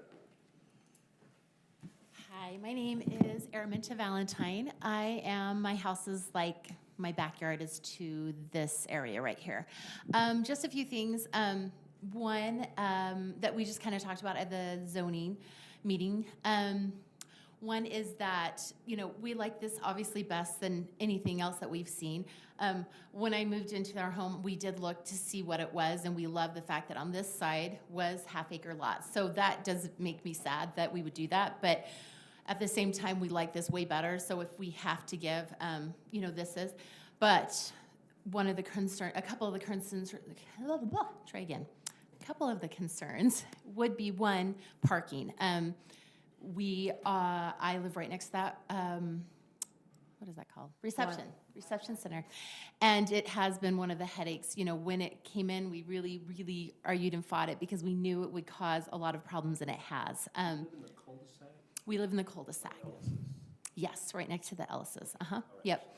So we've had, we knew when we talked to about it, when we came in, that would be an issue, and it really is. I do know that with the developer, he talked about maybe there might be something if they developed a commercial that they could, that right on the other side of Gilman Lane, that maybe they could work with the reception center about that. But having that road through, right now they park over at the church. And so having the people come across those roads, where are they going to park? Right now we have a lot of the people who walk down, that are visiting with the reception center, they walk right down the middle of Gilman Lane, and more than once have almost gotten hit by a car because they kind of just stroll down it like it's a parkway, and there's no lighting. It's not meant to be a throughway, and so it's just a very dangerous area, right? And of course, Gilman Lane is just, as it is, just a very speedy, where people shouldn't be driving that way, but they do. And so that would be something as we're looking at how the parking is going to work. Another issue is water. I guess I came in a little bit later, but I guess when Los Hermanos came in and they developed where my house is before my house built was a lot of flooding. They do have a drain type issue now through there, but I would imagine there's some sort of, I think, a well, right? You guys know better. A well that's a spring. So with that I would be concerned about how we're going to make, making sure we're aware of that, so our houses don't get flooded. Our houses don't have those issues. And then also, I would say that maybe, right now, the lots in front of us do have they're a little bit higher. And so just to make sure that, once again, the water not pushing up and above, that we can make it a beautiful area and community, which I think, we want that right there at the downtown Lindon. And I think that we definitely can do it even with these lots, with these homes, but at the same time, making sure that we have, cross our T's, dot our I's, so that we don't end up like some of the other places that have come in and have gone against what they said they would do. And the reception center being one of them. They made a lot of promises that they didn't keep. And so that is just the biggest thing that we're like, okay, we want to just make sure. So I would just say, as we're developing this, and I talked to the developer, and he seems awesome and nice, and if he ends up doing it, I'm hoping that he's keeping all the things with that. But those were just things that as we develop those and we have more input and we figure out what to do about Gilman Lane and what to do about the parking and what to do about the water, all those things as it's going in are just things that I want to be made aware of and voiced, so that we are, as a community, making sure that it goes in the way it says it's going to go in. So. Thank you. Thanks. All right. We would invite any other public comment if anyone has anything, questions or comments that are different than what was already stated. We welcome those at this time as well. Don't be shy. I assume you have the comments from the public, from the planning commission. They do not. The planning commission has not adopted those minutes aren't ready yet, so. But they will before this goes forward, Not necessarily, depends when the council decides to vote. If you have something to share, you should share it. Yes. All right, looks like we have Lori here in front of us. Do I need to say my name Lori and all that yes, again? state your name. Lori Esteban. I live just west of this development on Gilman Lane. And I hope that I do not copy what has been said, but I'll try not to. So we've kind of been looking forward to this happening, didn't think that it would happen in our lifetimes, that this road would actually go through. So there's a lot of great expectations that this is going to resolve a lot of the last 10 plus years negative impacts that's been impacted on our little teeny narrow farm lane that has been used for much more than that the last 10 years. And then, of course, the increase in those negative impacts that you've heard, the pedestrian issues, the parking issues.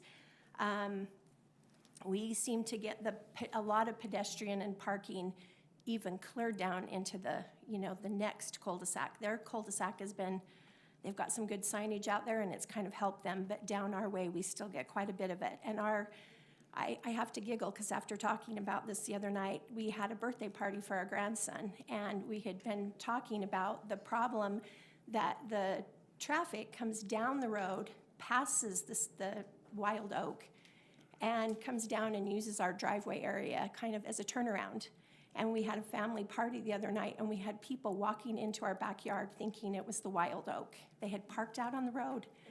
And I said, just tell me, and we've had it happen so often. I said, where does your GPS? She said, the GPS puts you right here. So I thought, as we've looked at this road, and my concern is how the road comes in. It does, the development, I would love in the real world to see it stay half-acre lots.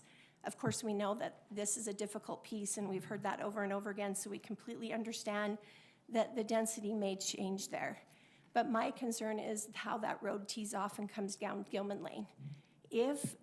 And then we've heard of the closure of Gilman Lane. If that closure does not sit west of that road, then those issues will not be resolved. If it could sit at where the commercial ends right there, it would be ideal. But then if that road still goes through, you're still going to have the traffic coming up the road to access those commercial businesses, and then they can't get there. So it does put you on GPS coming up Gilman Lane quite often to access that area. And so the closure of Gilman Lane and where it sits to that T, ideally it would be nice not to see the T there at all. But if the T does go through, that is very important, and it would be nice before this is all approved to see where that's going to be, where that closure will sit on Gilman Lane. and how will it affect? My concern is if it was closed up earlier, you know, into the commercial area, there's not a real safe way to access those commercial businesses off of State Street. That's already been a problem for us as residents for 25 plus years. So I can see the need to access those businesses somewhere from that new 400 road. But then it needs to be cut off somewhere down the road. So that's some of the concerns that we've had. So it's a very important part of how it's all going to take place. And then, of course, it sounds like we're going to be it's on the agenda tonight to talk about lighting. That's one of the other things that I would like to bring up, is that maybe in this, where we're going to be having a lot more lighting put in, that we could somehow have it be a little bit less invasive than the lighting that we have now. Especially where there is homes there existing and different things like that. And then, let's see, sorry, I'm trying not to. So I think it's just really, we're just really excited to see this go through, and that it will hopefully be, you know, a great way to help with the troubles we've been experiencing on that road for quite some time. So hate to see the half-acre lots go away. I also wanted to bring up too, and we brought that up the other night at the meeting, that if this is going to be changed, there's still a lot of acreage around us, including ourselves, have acreage and surrounded on both sides. And then the Cook properties that are surrounded all over on that west side as well. There's a lot of developable land still, and we hate to see that go away. The half-acre lots go away just because this one's been changed. So if it can somehow be implemented, that it doesn't make it an open door for that to be changed in the future for all the other development that may come in around us. Mm-hmm. We moved from the east side of Lindon 20-something years ago so that we could get away. We have animals, and we fought hard to protect that. I went around one year, I don't know how many years ago, 15 years ago, and collected over 3,000 signatures to try to protect those rights. And that's why we bought down here, thinking we'd be protected. And there's nothing worse than the people moving in on smaller lots that don't have animals that start complaining about them. And so it'd be nice to be able to know that that door won't be open for everybody to have that change. It would be nice for me. My property would be more valuable, but I don't want it around me. So I'd like to preserve that for as long as I could. So, and we're Right. grateful. Thank you very much. Yeah, grateful. Thank you. Thank you. Any other public comment or questions? All right, I'll bring it back up to council then for discussion. Would you like to close the public hearing, or do you want to leave it open for a bit? We'll go ahead and we can close the public hearing. I'll enter- That we close the public hearing. Thank you. So moved by Councilmember Vanchery, seconded by Councilmember Broderick. All in favor? Aye. All right, so we'll bring that discussion now officially up for council. And just to clarify for the public that's watching here, this particular, we would not necessarily be approving, as Mike clarified at the beginning, this layout, as you see, it wouldn't necessarily, this is not what's being approved. It's just the zoning ability to have lots of 12,000 to our 12 size lots. So this would still have to go through a significant process to determine where the road and the engineering and the water and all that would have to be addressed. Through a future site plan, there would be future public meetings to, if this zoning is approved, to determine that. So, council, any questions about the comments, considering accommodating, lowering the half-acre minimum size? Do we feel like this is a fit? What are your feelings about this? Mike, who was the declining vote on the planning commission? Marchbanks, and his, Iffy kind of it was kind of a. it was more because he felt like we needed to design Gilman first, so we had an idea what was gonna happen there. He liked the idea, but he didn't like I just listened to it before we came. He wasn't opposed then necessarily to the development per se. Had a lot of caveats and concerns with Just that. maybe the cart before the horse kind of deal. Yes. All right, that makes sense.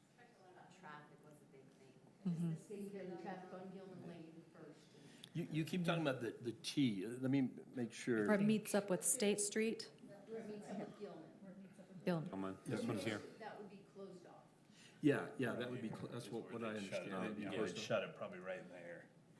Mike, could you share with the council, with us, what, if anything, you can share, if there's any knowledge on what the traffic flow patterns are, what UDOT's going to require us, we're going to ask?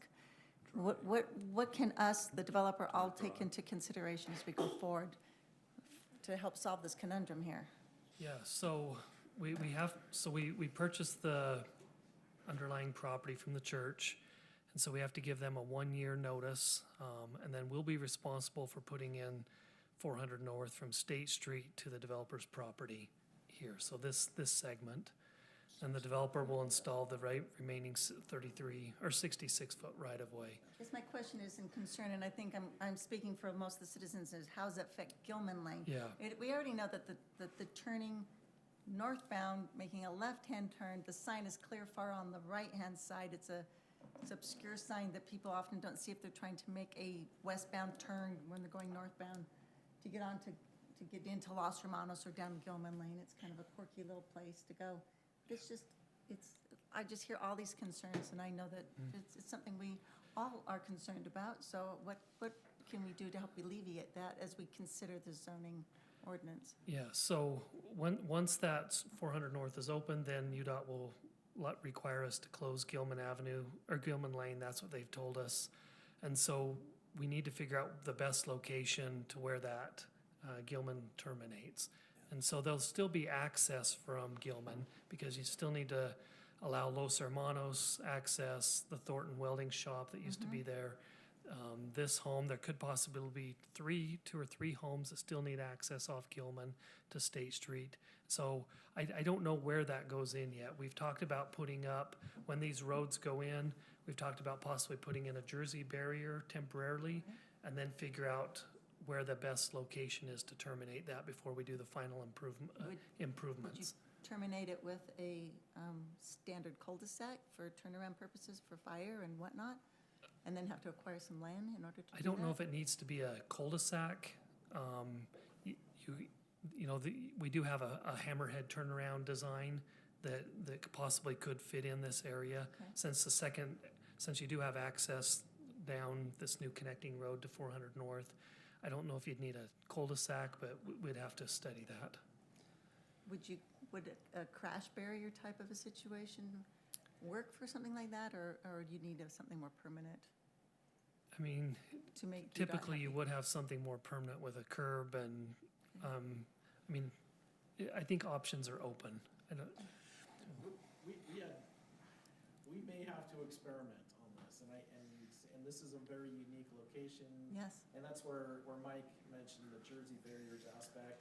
That's something that we could put up that would prevent vehicular traffic one way or another, that we could try for 6 months or 12 months and see how that functions. Scooch it around if we need to move it a few hundred feet, one direction or the other, then that makes that feasible. And then once we feel like we have a decent location or the best performing location, then we would put in a permanent barrier. Well, if I'm hearing it correctly, I mean, tonight, really all we're deciding is whether or not to change it to the R12. Far from being a final decision on anything, this simply opens the door for ongoing and continued neighbor input, council input, even planning commission input as to what's going to be ideal. I know that, I know that we're going to do everything in our power to like masonry fences and side obscuring trees and lighting. I mean, we're keenly aware of those concerns, but my understanding is tonight we just decide whether or not we're going to go to the R12, and then that's when the heavy lifting starts right there, is making sure that. Adam, you had a comment? Yeah, Mike, you're correct. And so the issue tonight is just the zone change. This closure of Gilman is required regardless of what the zoning is. And so if a development came in right now and wanted to build a permitted use, we'd still have to figure that issue with Gilman. So the 12,000 square foot lot thing does not change that aspect with Gilman. UDOT has told us when we connect to 400 North to State Street on Gilman that Lane's section that the church gone. owns, they will not let Gilman stay as a through street. So we have to Correct. close that somewhere to treat it, so it becomes more of a driveway, really. Correct, and as I stated, I understand that this is just about the zoning, but I think if we can alleviate some of the concerns and thoughts and fears or whatever for the public, so there's more settling, it's a good time to have a little bit of a conversation regarding this. Yeah, Brian? Absolutely. I think the conversation is important to have because, once something is entitled, sometimes some of our levers become no longer available to us as well. So it is good to be thoughtful on the things that we may need to take in consideration, such as, infrastructure needs that we may have with the stormwater issue, and do we want to see something happen in that regard or let it all develop as homes? So those are conversations for council to have tonight as well. Adam, can you speak to that? I mean, it was my understanding that as a city, we have a significant need for a retention pond, either there or the adjacent property. It's highly desired, yes.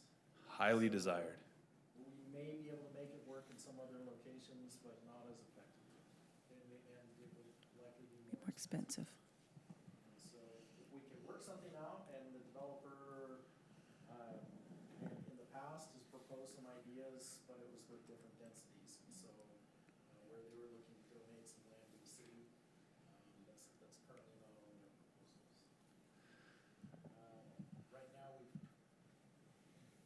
we're working with the Cooks. They seem willing to entertain some ideas, and we're just trying to put those puzzle pieces together. They're looking for a property trade, and not willing to sell all of that property that they own on Lake. So they can, we're exploring lots of options there to try to find a parcel that they would be comfortable trading with. So I don't know if I answered your question, Jake. No, I just think Highly it's, desired. I think it's a key piece of the puzzle. I mean, it's highly desirable that we get it on this piece or the next. The Cooks we've tried it with the Cooks for how long? I mean, we've been on this council 9 years, but it seems like we've been trying with them forever. They're getting closer. Yeah, and I agree, they are getting closer. I know the Cook family well. I don't know.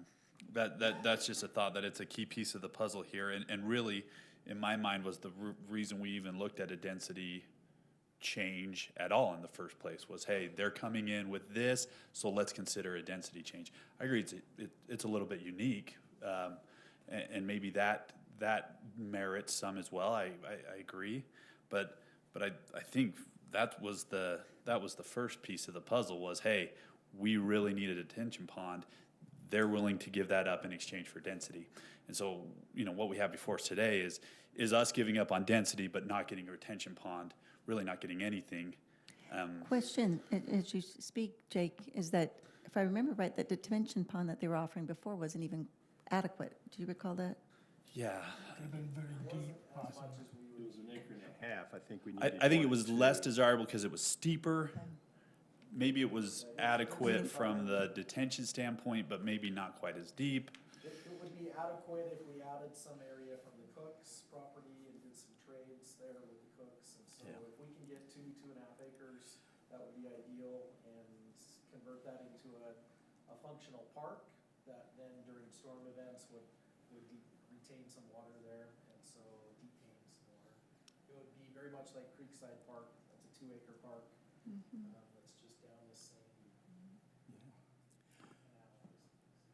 Would Jake, I respect your thoughts and opinions, I understand them, but I think that ship sailed when the concession of giving the land for the detention basin was based on that plan, and by doing, and perhaps rightfully so, doing what we've done, I mean, to make this project pencil out, I don't see how economically it would be feasible for them to give up 1.5 acres to 2 acres when they've gone down considerably. And that's fine. That's, again, you said it. I don't totally agree with it. I mean, we're not in the business to make them pencil out, but the reality of the situation is that was the trade-off for not wanting the townhouses and the single-family residences. We made that clear that wasn't an option.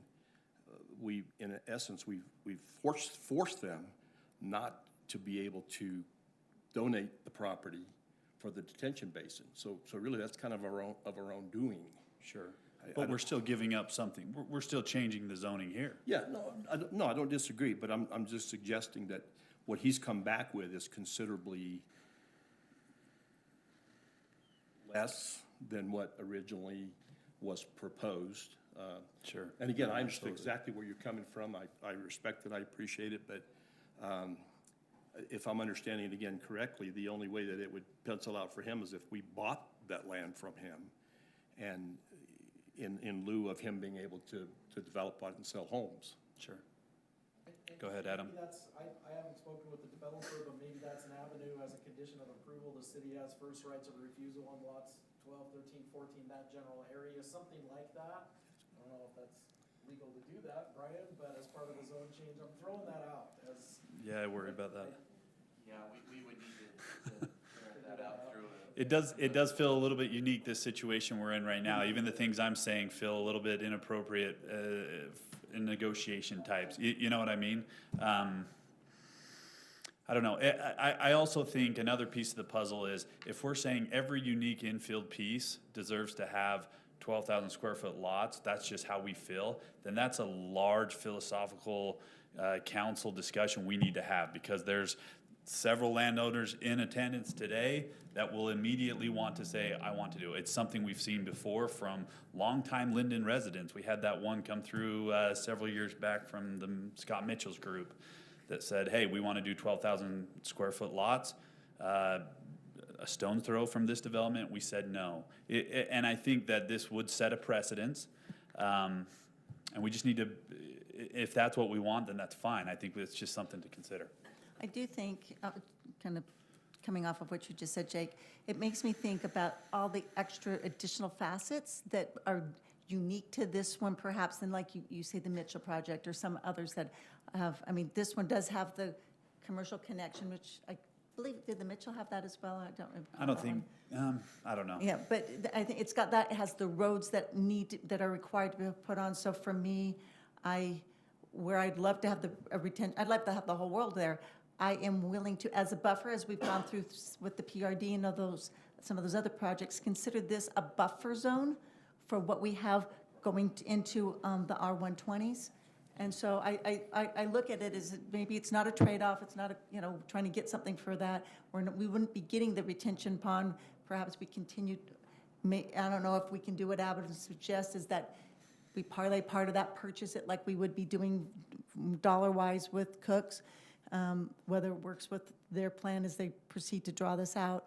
But I just think that considering the R120 as that buffer that is so needed, at some of the other meetings that we have, people wanting that, and I've always been comfortable with that. So to me, that's the trade-off. I wish we could get the retention pond, and maybe we still can, but I'm okay with it being up, considering it a buffer. That's how I differentiate it, and because we got the road in it. If we didn't have that road, I'd be heck no. At this point, I'd be standing pretty straight with that. But because we've got all these different additional facets that we've seen in other projects, I'm leaning pretty heavily okay with this. I probably still need some more discussion on it, but I'm pretty comfortable at this point for that reason, the buffer. Yeah. So I'm just putting that out there. Yeah, and I think what we're hearing is this is adjacent to commercial. It's going to be what's called out as a transportation node on our general plan. So a fairly active point potentially.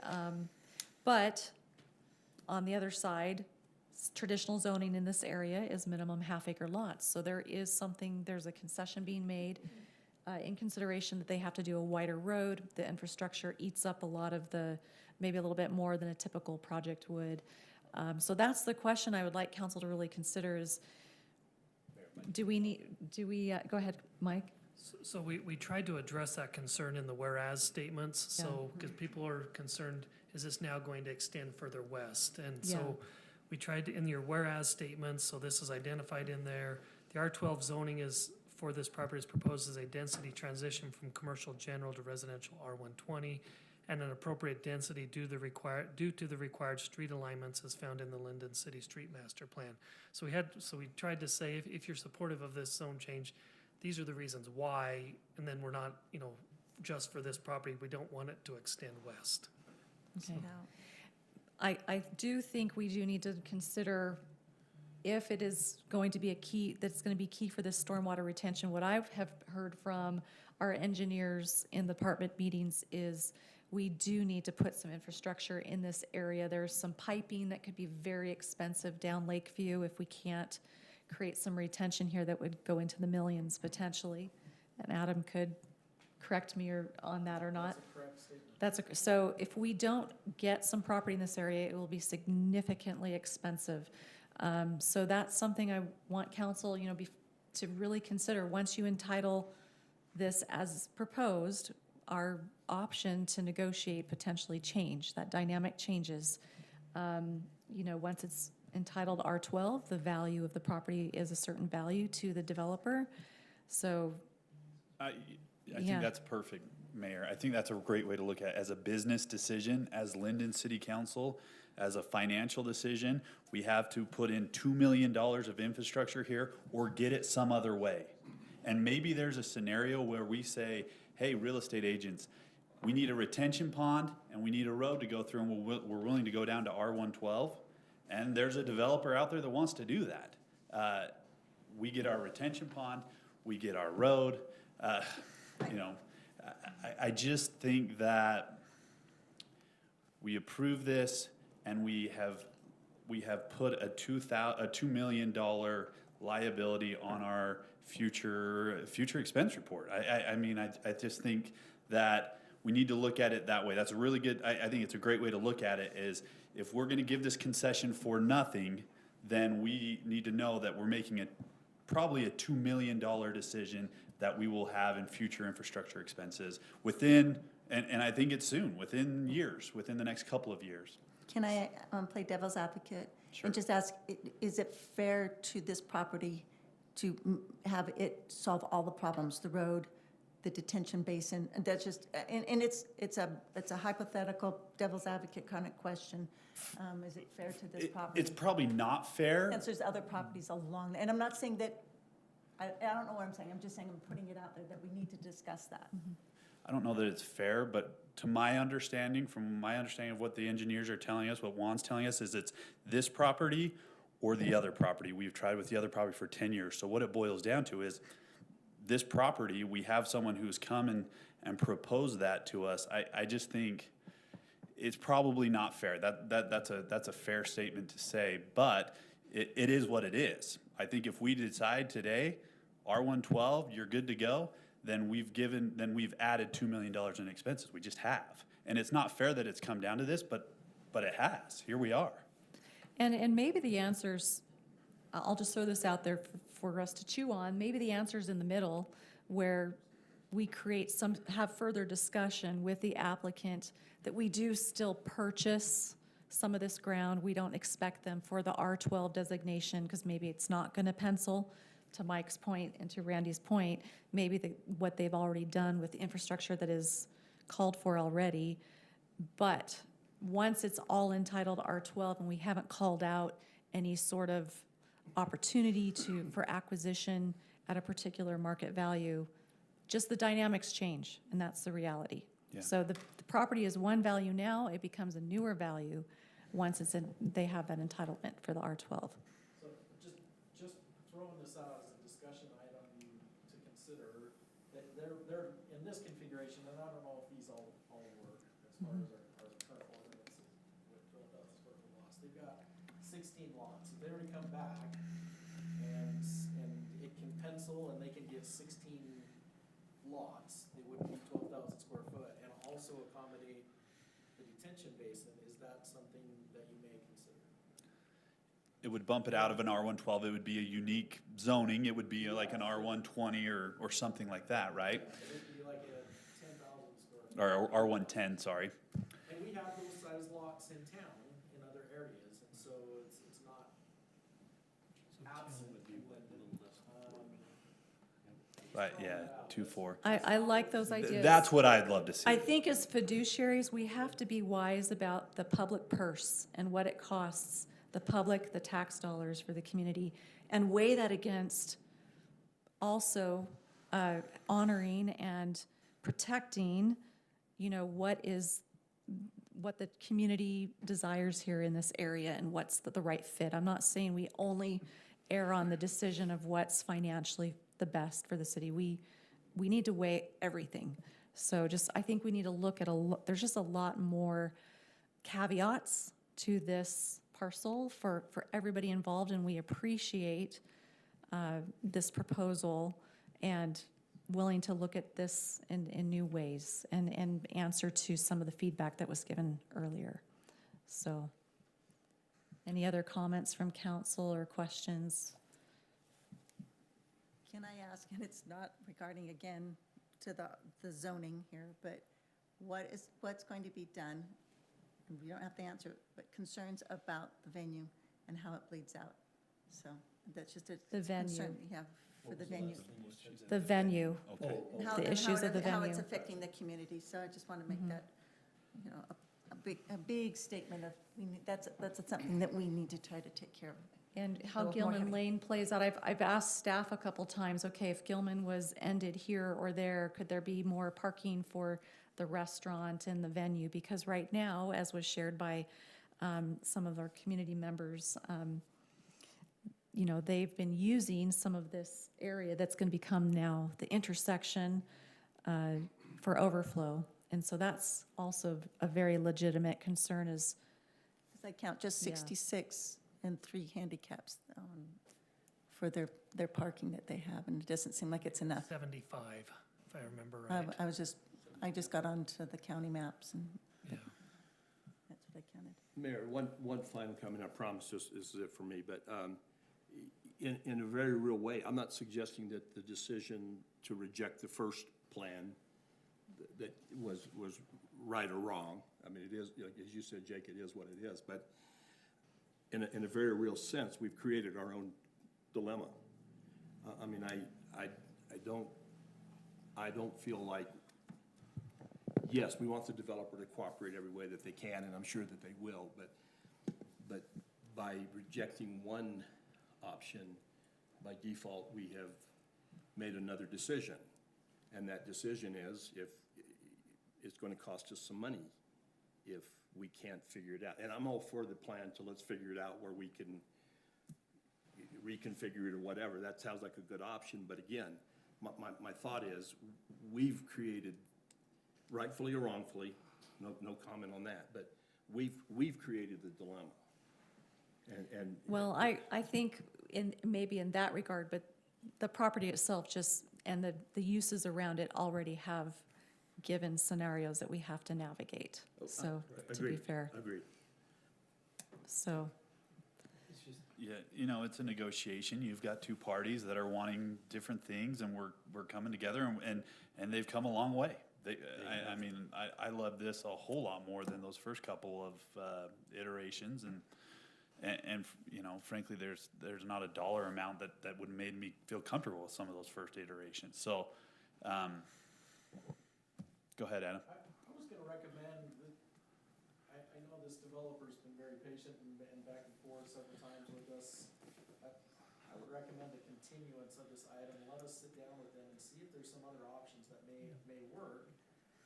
If you're comfortable with the planning commission's recommendation of that 12,000 square foot, and working with those same number of lots, there are a similar number of units. And maybe we, through a development agreement, we maybe even could do things like, they have to do some level of detention or retention on their stormwater and take care of that in some fashion. Maybe some of that's in our park. And so maybe there's some other things that we can do to help maximize all of the needs there. and could we explore the Gilman question as well and have more information for the public next time when this comes to a meeting for potential approval? Just for information for the Yeah. public, not that it's tied to this. Is that what you're saying? Tied to it, but could we get more information from UDOT or explore And I think the detention pond parking issue, the information. traveling of the vehicle, the vehicular travel, all that? Could we have more information in that regard? I can say yes, and I don't know what the developer's willing to do.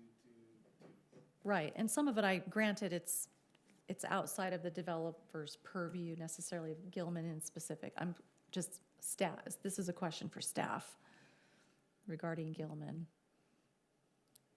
Perhaps share what your crystal ball says, your foggy crystal ball. Literally, we've talked with our engineers of the idea of putting the Jersey barrier just on the west side of the entrance into Wild Oak. the Wild Oak Reception Center, so that their sole primary vehicular access is off of Gilman Lane and State Street. Would customers come in and park in the neighborhood? Probably, and they would have to walk around that Jersey barrier. I don't know, other than that discussion, I don't know that I can bring you much more to say we're gonna shift those barriers 50 or 100 feet one way or the other. I guess I don't know what else we can bring to you. And perhaps some of the neighbors that are down there could give some feedback as well on that. So there's a lot to consider. Retention from Juan, if we could get some information on that, the need, the location, all of that, making sure that I'm looking at that, perhaps I'm not looking at that fairly, that is kind of our, if the cooks won't budge, that's the option. So that'd be helpful as well in making this decision if we look at continuing this. And I think in that regard, the aspect of you do have control over a zone change is in your deck right now. Those cards are in your hand. If we are working with the Cook property, they may come in for half-acre lots, which is permitted outright, and we don't have any ability to. Oh, I agree. To require. Or do anything. And so in that aspect, this is a unique situation. Does that help? No, that's Precisely. perfect. I agree. Just like Brian brought up earlier, Anderson Farms, the Ivory development, part of the negotiation of some of the density increases that you gave down there was to put in a 10-acre park. And A they $2 million helped build a lure huge sewer lift station. Lift station, that that's a good point. our citizens benefited from. And so those were all part of a development agreement and a part of a zone change in that area on a much more massive scale than this. Okay. Right. So are you looking for continuance? Or no? Yes, I would Like it. entertain that. Are you making a motion? I Or, would like to. hang on. Yeah, more, I'm sorry, so what would really help is some level of a straw poll. Are you comfortable with this number of units? That would help. I'm comfortable with this, and I'm also comfortable with reducing the sizes of the lots so that we can get the retention pond on here. to what? His Adam's question was suggesting specifically 16 the lots, stay 16 same, just lots. reduce the- Yeah. To be determined. So that 2 or 3 of those lots can be used for retention if one determines that they're adequate for what we need Do we need to long-term. determine what the bottom of the barrel is what The we want to challenge set? is a road can't move Or small. much, so if that space does not work for us, then we have a problem. So we're favorable, generally, we want to give the applicant feedback that this, the council's open. Council's open and this is looked on more favorably as a newer iteration from previous concepts and would like to engage in further discussion. Is that correct? That's very politically correct. Okay, Holy, okay. you nailed it. Van, is there a Alright. number or Yeah, a that's a size you tough want to go thing. to? I mean, this is a unique property. We've been discussing this for years and years and years. And the constraints that come from those roads, the idea of giving up density for something in return is still a big deal to me. We fought long and hard to maintain those half-acre lots there. This, again, has some unique challenges and needs for sure, but I hate to just give up density for nothing. That's why Okay. I like the idea of continuing and pursuing some of these other things. Okay, so what I'm hearing from some council members, they feel like the applicant has given up some things in regards to, the infrastructure they would have to be responsible for being maybe a little bit more significant than a traditional roadscape. But we would like to discuss perhaps other possible contingencies to make something work, be a win-win for both sides.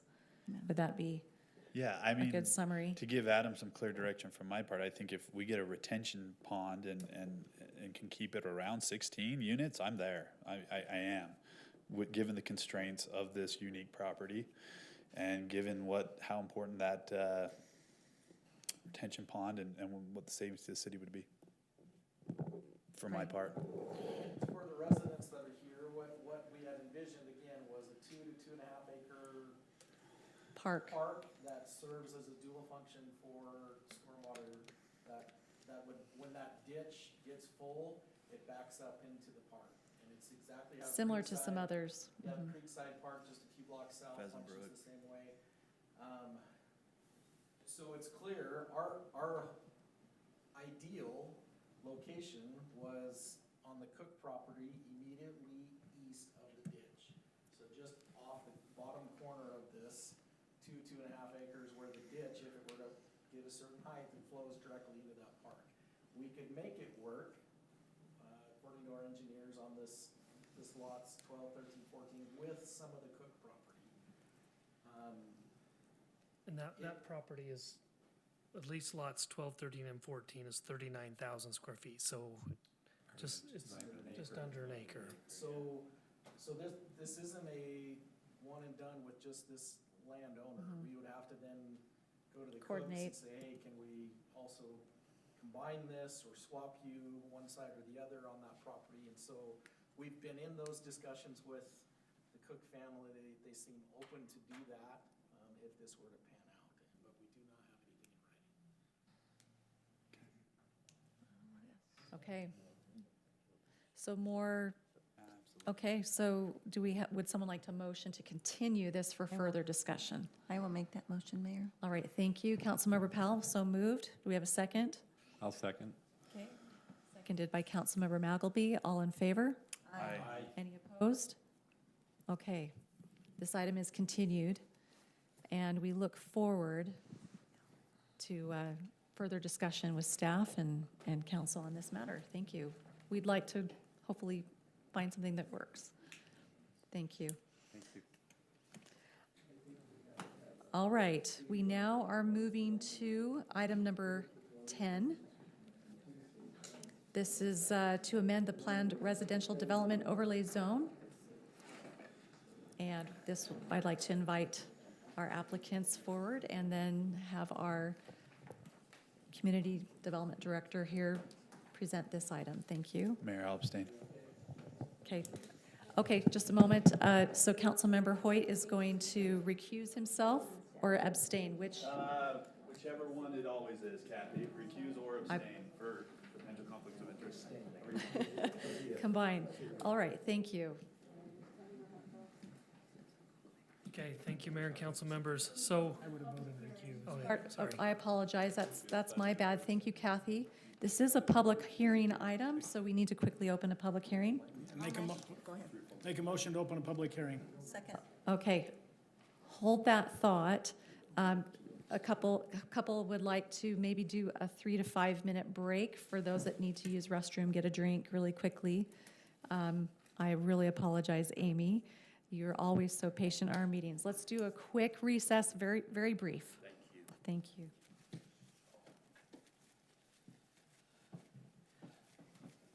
Sorry, you have to wait. I mean, you look good, but you look weak. And then the following Tuesday, there were difficulties due to the arson, for instance. And then a few days later, I was back in the hospital when they were using a CT scan, pulling out, I got drains in me. You've been again since the last meeting, since our last. But it's fixable, right? Well, that's what we think every time. Each time you start, just get picture right away. Well, guess who we spent the night with?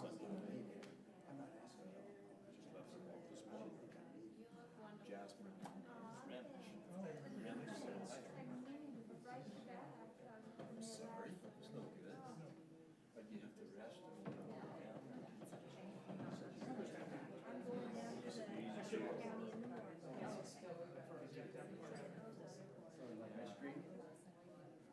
Depends on the day.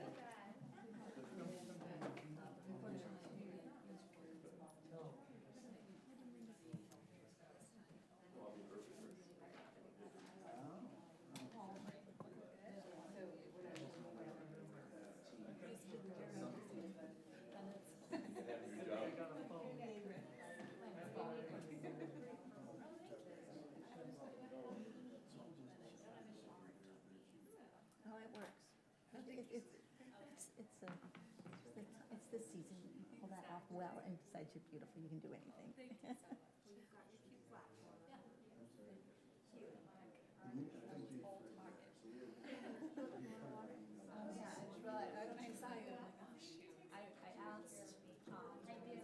She's so good. She is. So how is but it's fine to put your excess. I mean, you just wanted to know how many yards. I know. I know. Moved those instead of yards. But you just calculate how many yards.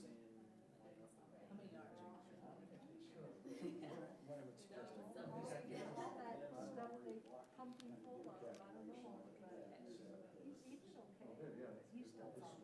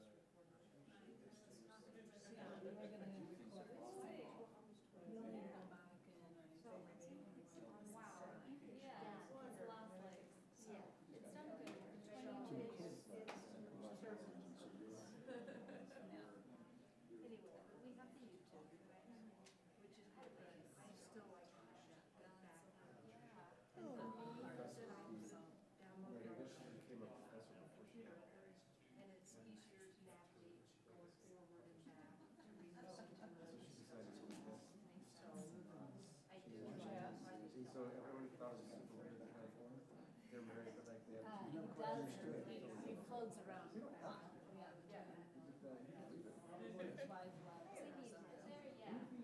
didn't know. So what do you, I thought they lived on, what is the? Well, and then he loves, he loves swimming on the boat. And then. So excited.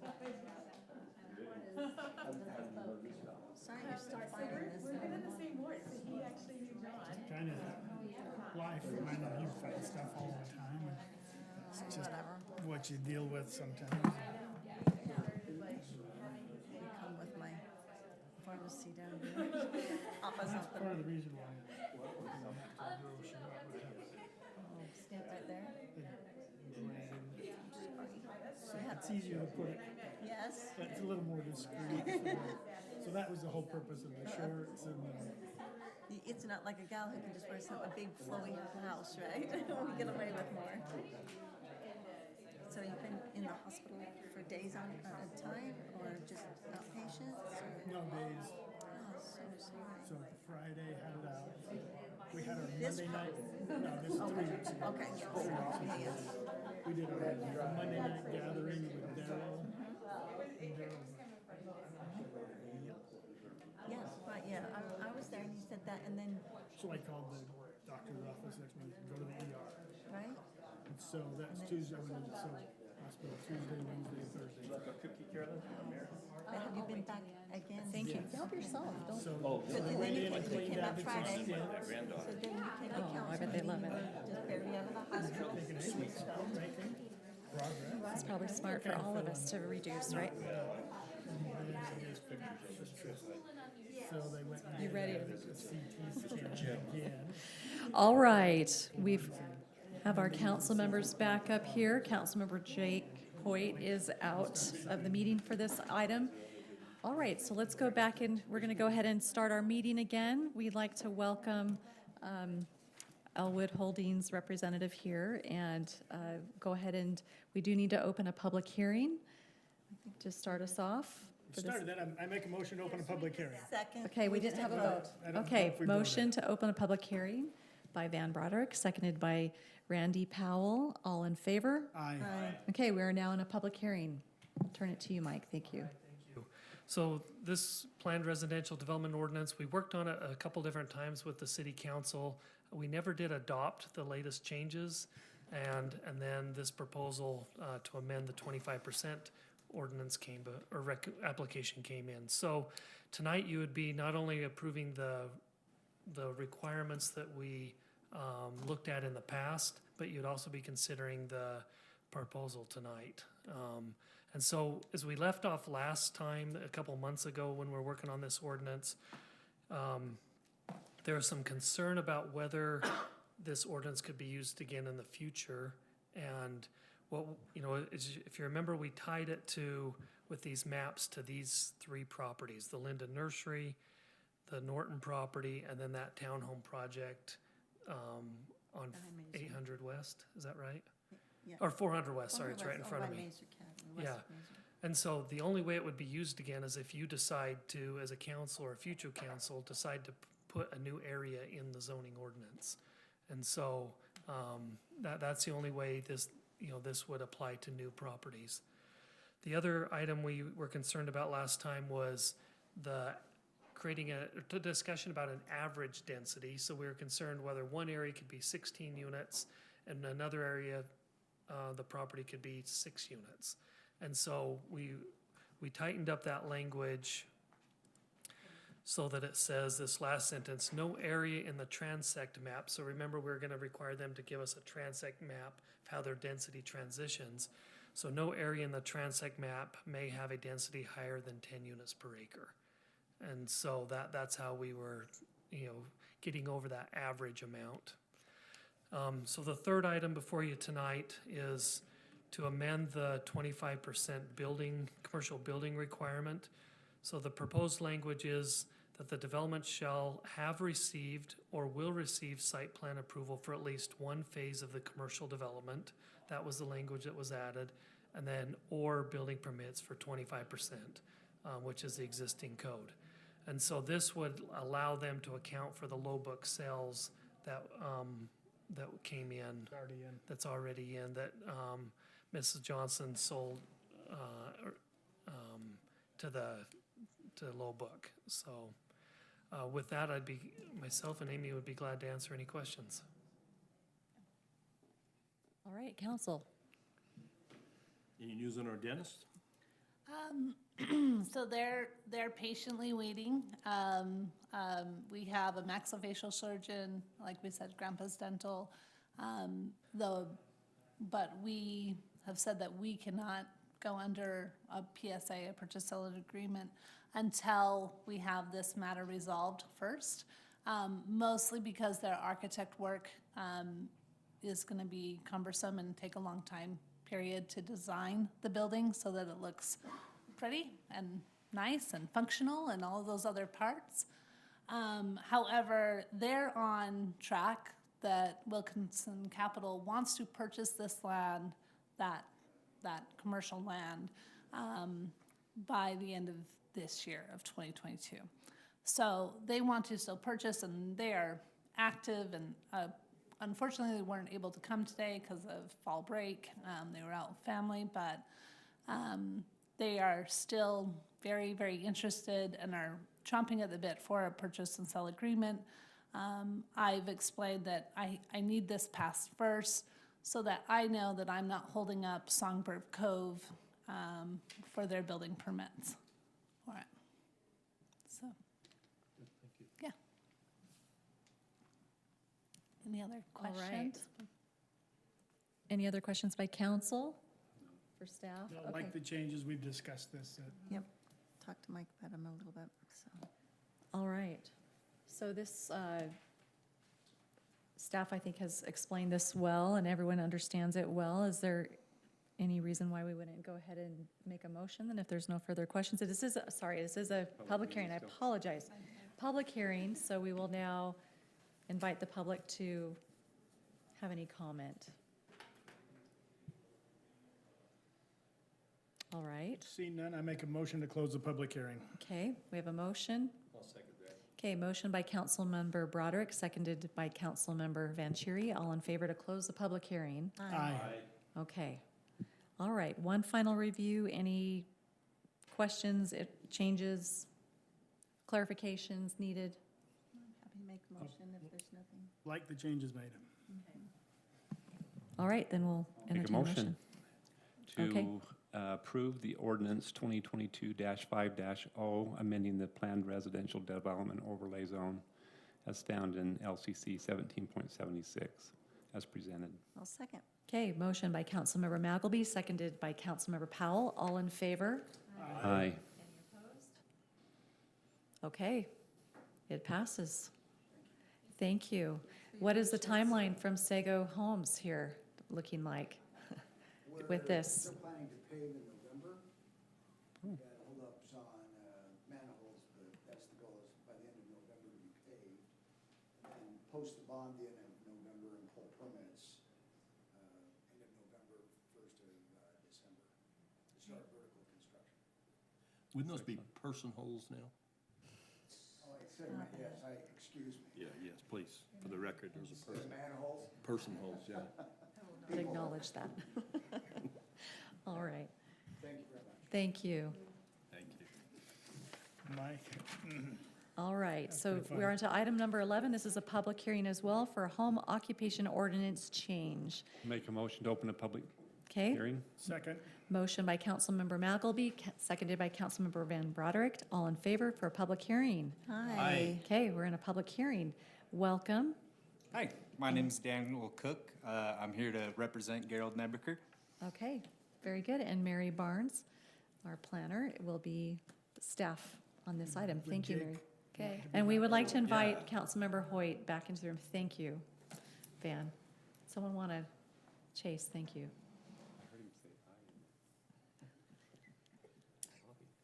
Waiting for his DoorDash or something.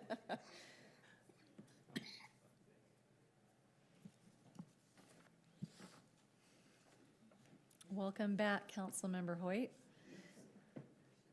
All right, Mary, go ahead. All right, please. awesome. Thank you so much. So this ordinance amendment, like the mayor said, is to amend the home occupation ordinance found in 1704-400, specifically for animal-assisted therapy businesses. Gerald Nebeker appeared before the Planning Commission last Tuesday on the 11th, and they did recommend approval on this item with a few changes. Well, the one change that is in your staff report, and we can go over that. But Gerald Nebeker, which Dan Cook is representing tonight, he wants to open, like I said, an animal-assisted therapy business, and it's my understanding it'll be for disabled persons, and it's going to be called Squawks and Bars. And according to our research, we haven't been able to track down any model ordinances, anything like this, within Utah County, so this will be the first of its kind, which is kind of exciting, kind of funny also. Anyways, the reason why this amendment is needed, because of course animals are permitted on big lots in Lindon, is because in the home occupation ordinance, a business needs to be, must be conducted within an accessory building or within the actual home. So that's why this has come before. This required an ordinance amendment to add this use to the home occupation ordinance. And I wanted to go through a few of the requirements because, of course, this is a really unique use, and the whole goal is to make sure it will not disturb neighbors, it won't disturb the overall community. So first of all, the minimum number of acres required for an animal-assisted therapy business is, I'll scroll down a little, is 3 acres. And so Gerald Nebeker's property on, I believe it's 200 East, yeah, is about almost 4 acres, so he'll easily meet this.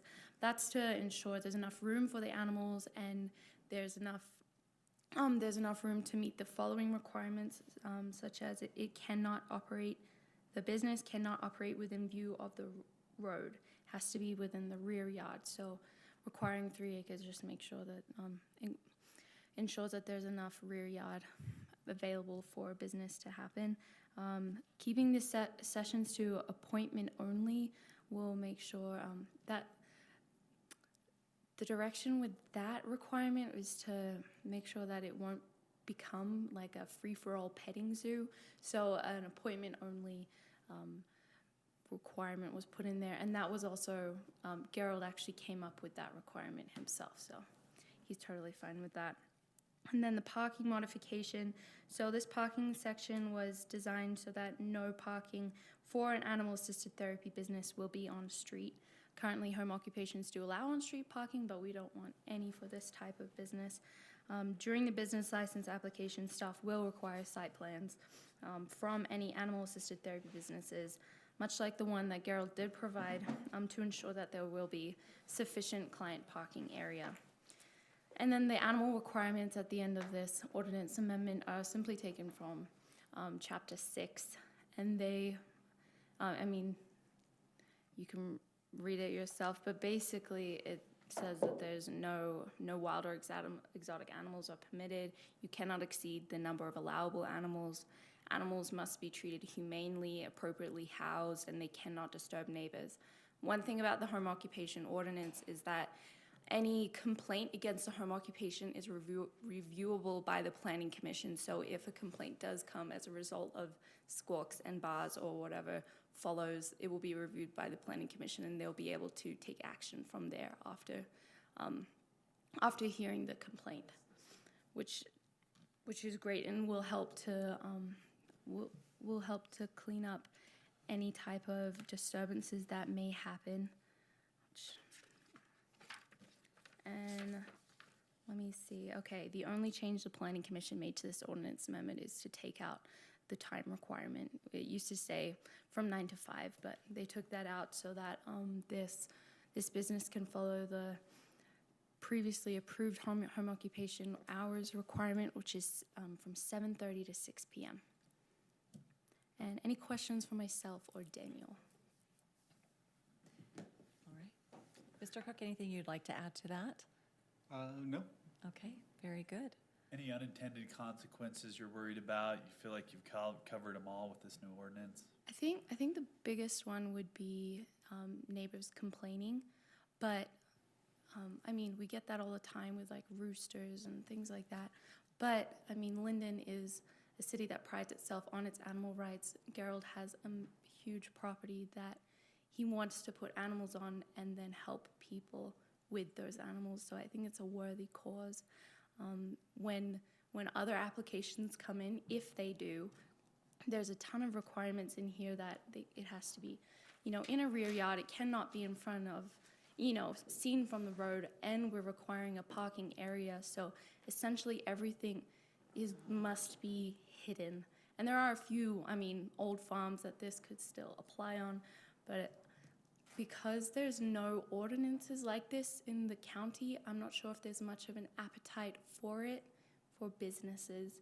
But Gerald, I don't know if you watched the Planning Commission meeting on last Tuesday, but he has a really cool story about how he came up with this idea and how he genuinely wants to help people with this idea. And I think, like I said, the biggest problem would be neighbor complaints, but I think that is pretty well taken care of with the caveat that home occupations are subject to review on complaint. I think it's important to point out that this is not expanding any animal rights. The property would, the animals that they can have on the property is regulated by our other ordinances. Mhm. All this is doing is allowing him to bring people in and to run a business on the animals that are otherwise allowed in the property. I've known the Nebekers for over 20 years, and they're a fabulous family, and Gerald's position on this is he's always a person who's wanting to help, whether it's the elderly or the young. This family has a big capacity for a huge heart and taking care of things, and it just, I couldn't endorse, I've not talked to the Nebekers about this, but I could not endorse this more highly. Just this is a great family, great location. They back up to the Bonnettes, and they're next to the Lamoureux. They're just, it's an ideal spot and location, and just the topography and the shape of this parcel really lends well for this particular project. So kudos to the Nebekers. The road back to it is hidden with trees, won't be able to see any cars. Yeah. The properties around already have chickens and horses, so the chances of a complaint would, And Daniel's married to one of my very favorite people in the whole wide and world, that's so. probably the Nicole, most right? important, yeah. Yeah. I know. Yeah. And Should've started with that. I'd like, Save us 15 minutes. Let's do it. I'd like to thank staff and Planning Commission for doing such a good job, trying to think of the various impacts to language this as a unique application. And I think it's a wonderful, way to promote Lindon's sense of a little bit of country, that we're an animal-friendly community, that you're just going to be, falling within that code and ordinance that we already have set, and it's going to help promote use of, these type of things for our open space and, hopefully bringing some good, mental health benefits to the community. Absolutely. All right. All right, so any questions or comments from the public here? All right, seeing I make a none. motion to close the public hearing. Okay, we have so moved by Councilmember Broderick, seconded by Councilmember Hoyt. All in favor to close the public hearing? Aye. Aye. We are now back to council. Any further discussion? Oh, I'd love to have the honor of making this. I'd like to propose that we approve the home occupation ordinance change, ordinance 2022-15-0 as presented. I'll second. We have a motion by Councilmember Powell, seconded by Councilmember Baggleby. All in favor? Aye. Any opposed? Okay, that is unanimous. Thank you. Thank you. I'll motion to open a public hearing, Mayor. Thank you. Second. Okay, wonderful motion by Councilmember Hoyt, seconded by Councilmember Broderick to open a public hearing for item number 12, which is the budget and fee schedule amendment. All in favor? Aye. Okay, we are in a public hearing, and we'd like to welcome our Finance Director, Kristen Colson. Thank you. And I've asked Chase, our assistant Welcome, Chase, finance as well. director, to also join The me. two powerhouse finance department folks.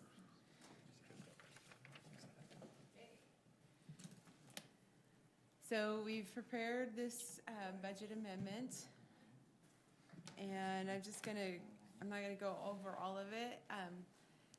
Just a few things, and then see if you have any questions about what was in the packet.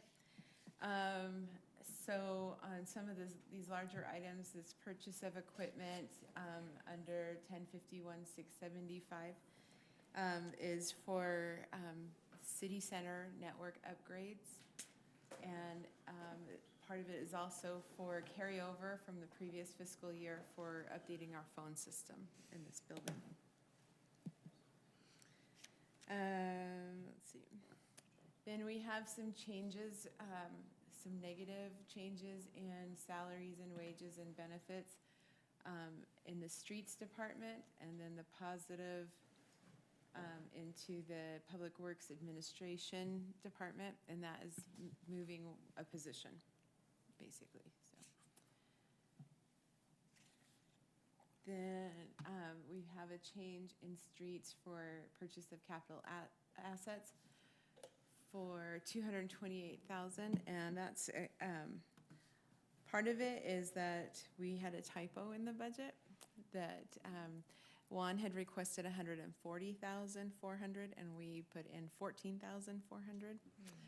So we needed to correct that. And then we also have $102,000 for a Public Works piece of equipment. It's a bobtail dump truck.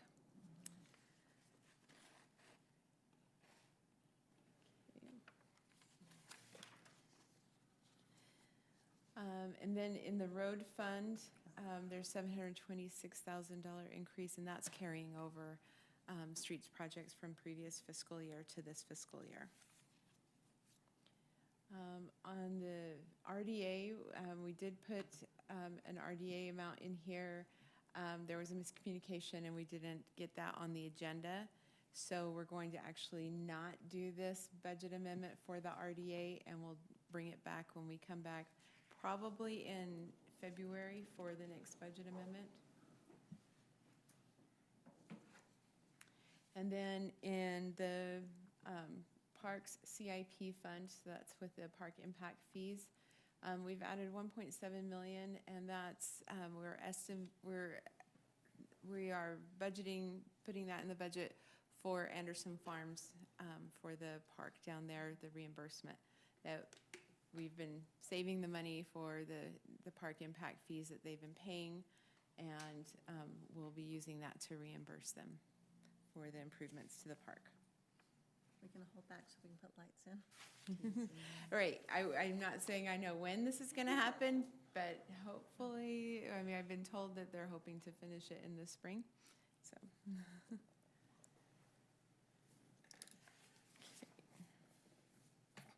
And then there was a miscommunication about the Christmas lighting down in the city center park.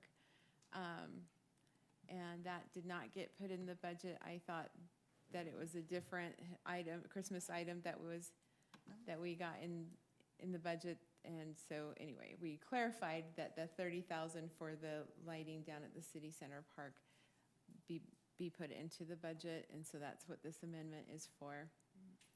30,000 under the recreation fund.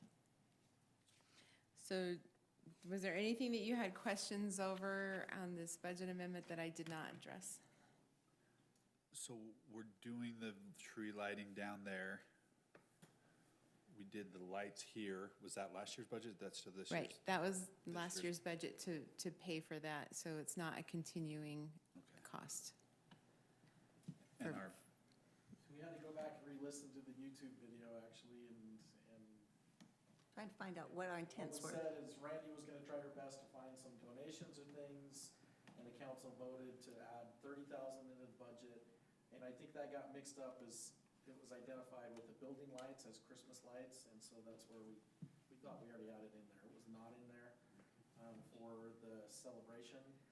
And the council at the time of that budget hearing said, you've got up to 30,000 to work with. Let's try not to drop the 15 on the tree if we can make it a permanent purchase or get donations or something to that effect. Thanks for that clarification. And I'd love to, if we get a second, to do a little discussion on that so that we're very clear going forward, because there was a lot of ambiguity, and I guess It went back and forth Yes. 2 or 3 times, and we had to listen. it was to clear that as mud. Yeah. So just want to make sure what the council's feeling before we approve anything. So, How are we coming on that? Yeah. Do we have any? we thought we had a donor, and that has fallen through with a lot of the ups and downs of the economy, right? And so, in talking with Heath, we've already got a Plan B it would include funds that would then be items that we would put into the lair. So into the building, into the old firehouse, they call it the lair. They're things that we would store for continuous use for things. And so it'd be lighting with the canopies in the tree, be a different type of a lighting, wouldn't be the Tree of Life type of a look, it'd be a different type of a look. Wouldn't be as expensive by far, significantly less. And so be very prudent on as much as possible. So it'd be saving lots of dollars on that, and we'd still have to find a last minute donor, but at this point, doesn't look like it's gonna be feasible. We need somebody in the next 2 weeks in order to pull that trigger and get So on the it. Plan B option, who would be the installer of that? This is something, these are things that, some of the things we already have, so this is things that easily the Parks Department can take care of. So this is an in-house situation that's a lot less cumbersome, and it'll be still lovely, beautiful. It just won't be, it'll be a different look, but it will still be a look down in the park, a great kickoff event. And then also in that, because over years we've rented like pieces of staging. Well, we can take some of that money that we're not investing in the big tree and put it into something, a small stage that can be used throughout the city for other events, Lindon Days and whatnot, and put that into our inventory of Assets? Yes, and- thank you. That's the word I was looking for. Stuff. Stuff. Like my husband says, yeah, stuff. So is that something that you're feeling comfortable with, council? Trust you. We trust you 100%. I think I'm that's just, what it I'm comes just down letting to. you know that we're being extra cautious with that and using it. I'd love to find, last year was awesome. Like, it was so cool. It was so pretty. I would love to find a way to do that. Anybody got a good That friend that's wasn't got a an, recurring $15,000. that somebody that would like to, a place in town that would love to name, we'd love to name their tree after them, you know. The so-and-so's tree of life. What's the donate, what's the? Well, we would love, we'd need 15 for that, Is that the bid to Year do it in, again year this out? year? every year, Every every year. Well, So it's that's like the why I Delta had somebody Center. pull It can be back. changed. We could have come up with that. I've got 3 trees at my house too. Yeah. So we understand that. So our hope is just to make it a gathering, warm place. And, we'll just continue to look at options as time goes on. But a lot of this is, I have to say, huge thanks to the council has morphed and just ideas that have come along, bring it here, put it there. I really feel like it's been a lot of collaboration over the years to put something like this together. And I know that I know for a fact the community appreciates this. I stop by and I encourage anybody to stop by and visit with the people in the parking lot. I always would go with some Utah truffles or some candy canes and just visit with people, and they love it. One of the things we are doing is, as we're looking at doing a refresh on the panels. So having the story make a little bit more sense, that last half of on the back half. So it's going to be lovely and beautiful. The lights on the 2 buildings are incredible. They're very fun, aren't they? What about our tree lighting ceremony? Are we going to sunset the one up here and have it be solely That's down there? outside of my scope of authority. That is under discussion at the moment. Okay, I'm out of the loop on that. Okay, No, well, as what were of, you thinking? I said absolutely not, but Yeah, that's well- what I thought was happening. As of last year, it was no, so maybe that's changed. No, what? We're No. having, We're keeping them both. oh, I see. We're No, not I- sunsetting, but it sounds like that's. well, potentially, yes, we'll still do both, potentially to be determined. There you go. Okay. I think there's a few things that are still being finalized with Parks and Rec and the things that Randy's been leading out on. So how that all, those The bits and staff is pieces. doing a great job of Yeah. putting this together. We have Yeah. such a wonderful Park and Rec staff. Okay. Any other questions on the budget Just be amendment? frugal, you just know Tangent. that. Tangent. We have full confidence in you. All Anything right. else, Kristen? I just wanted to point out the changes in fund balance. So this is hard to see. But we've kind of got a tentative starting for the fiscal year of being in excess of what we're supposed to be, but we're still going through the audit process, so that's. 35%. Right.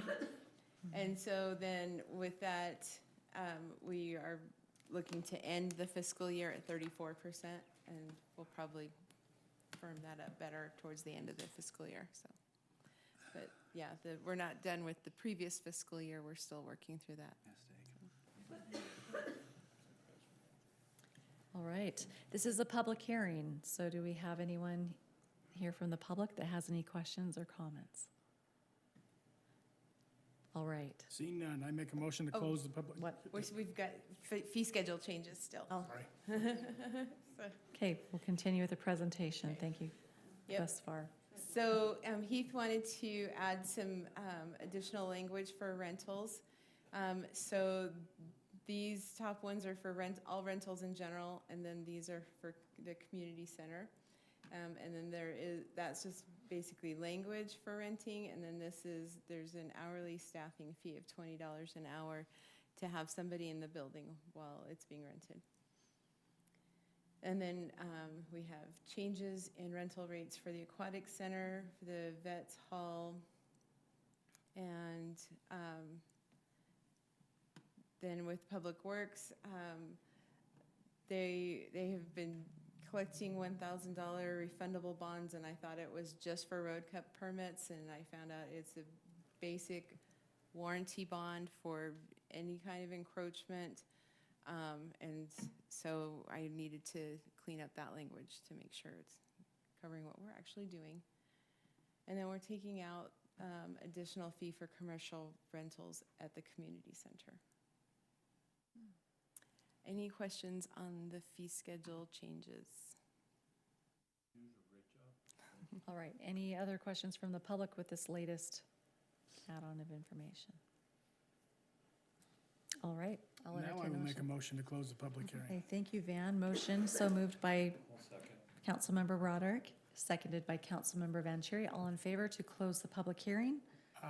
Aye. Okay, that is unanimous. Bring it back to you, council. Any further discussion, questions? I'll make a motion when Okay. you're ready. Yep. We're I ready. move that we approve resolution number 2022-20-R, FY 2023 budget fee schedule amendments as presented. All right, we have a motion by Councilmember Vanchery. I'll second. Seconded by Councilmember Hoyt. All in favor? Aye. Any opposed? All right, thank you so much. We didn't need to note that change, did we? You had one change that you're gonna bring back at a future meeting? So it's in the RDA, so We that need to is note that. how I presented it, and so that's how it As was. part of- presented, we're good. Yep. Very good. Would it be appropriate for you to make a non-budget finance announcement, maybe? That I'm getting married. Congratulations. Oh, wow. Congratulations. I saw some sparkly things there on your finger that look different. Yep, so. Congratulations. Thank you. And So wonderful.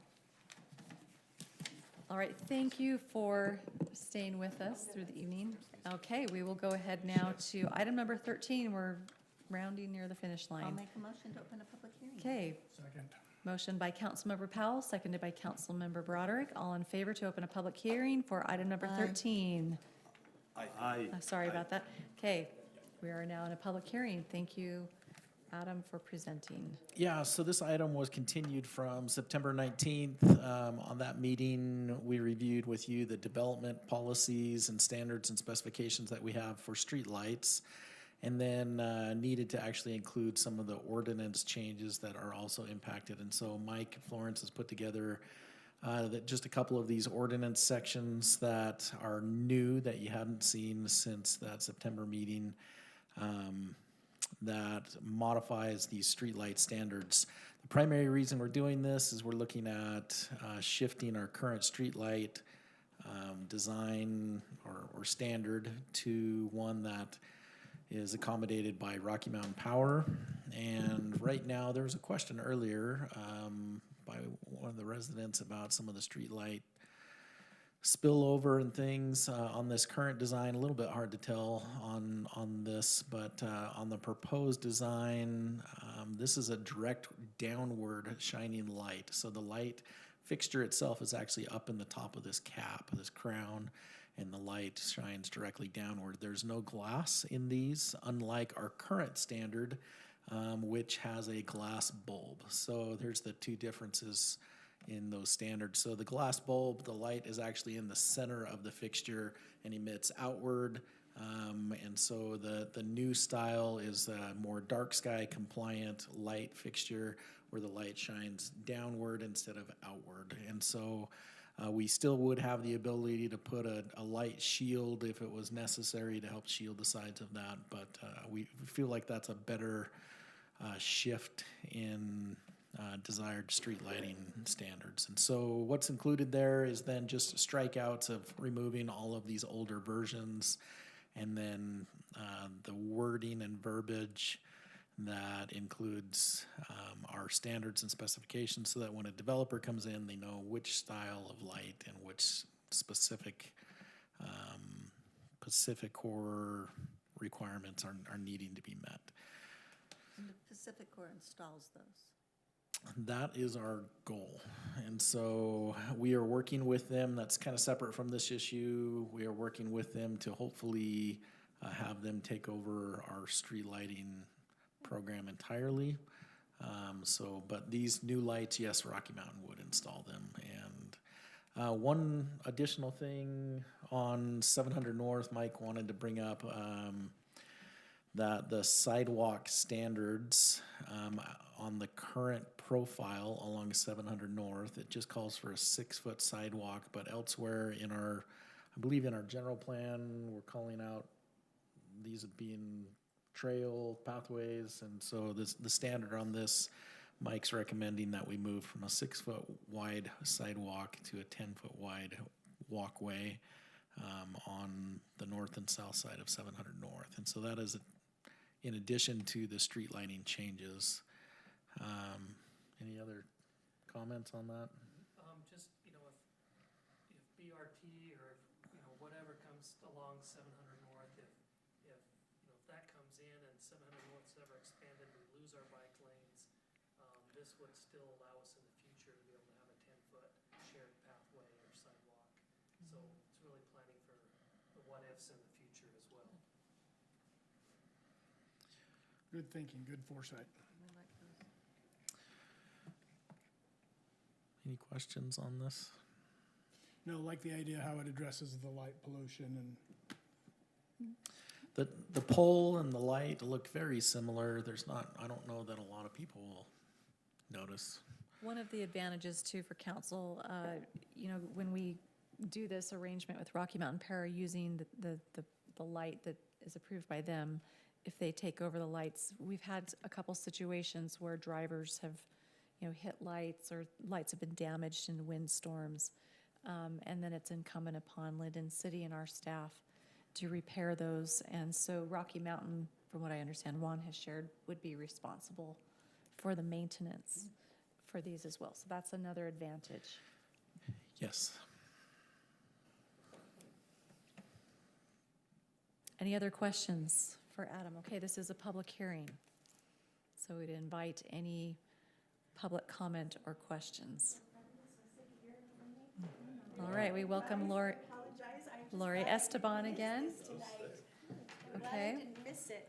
This has been my soapbox for 3 years now. Poor Mike Florence has listened to me bellyache so much, and so's the mayor.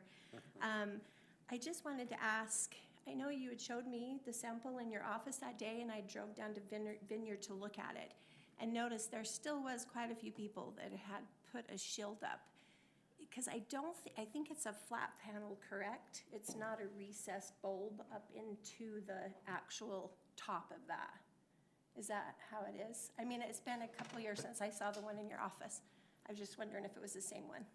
There's actually a lens, a piece of glass that sits right underneath this. And So it's kind of a flat panel instead of being recessed up into the actual cover of the light. That's fair. Okay, yeah, so they're the ones that we drove down and looked at them installed down in the Vineyard area, and they still do have a lot of light emitted this way, not just down. That blue LED light is just so harsh and invasive, and I know it's the cheapest form of light. And I have compiled, I wish I could have come with I wish I would have known this was on the agenda. I wasn't paying attention the last few weeks. It's been a little hectic and I didn't pay attention, but I'd compiled I've done a lot of research and compiled articles written from across the nation at different places over the last 10, 15 years with the change of this blue emitting light. And I noticed that they did say that they are starting, because of the health issues, not only environmentally, but human and animal related and plant life, everything is so negatively affected by that blue light. That they're actually starting to put and I can't remember what the exact term is, but they've taken the red and the yellow and left the blue in the component of the LED. That's what makes it so cheap to buy.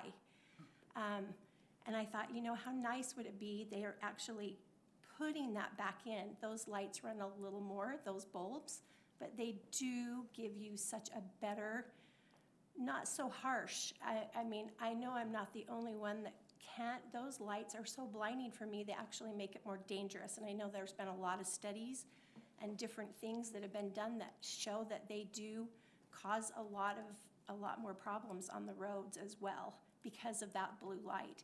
So I just thought the light is so awesome.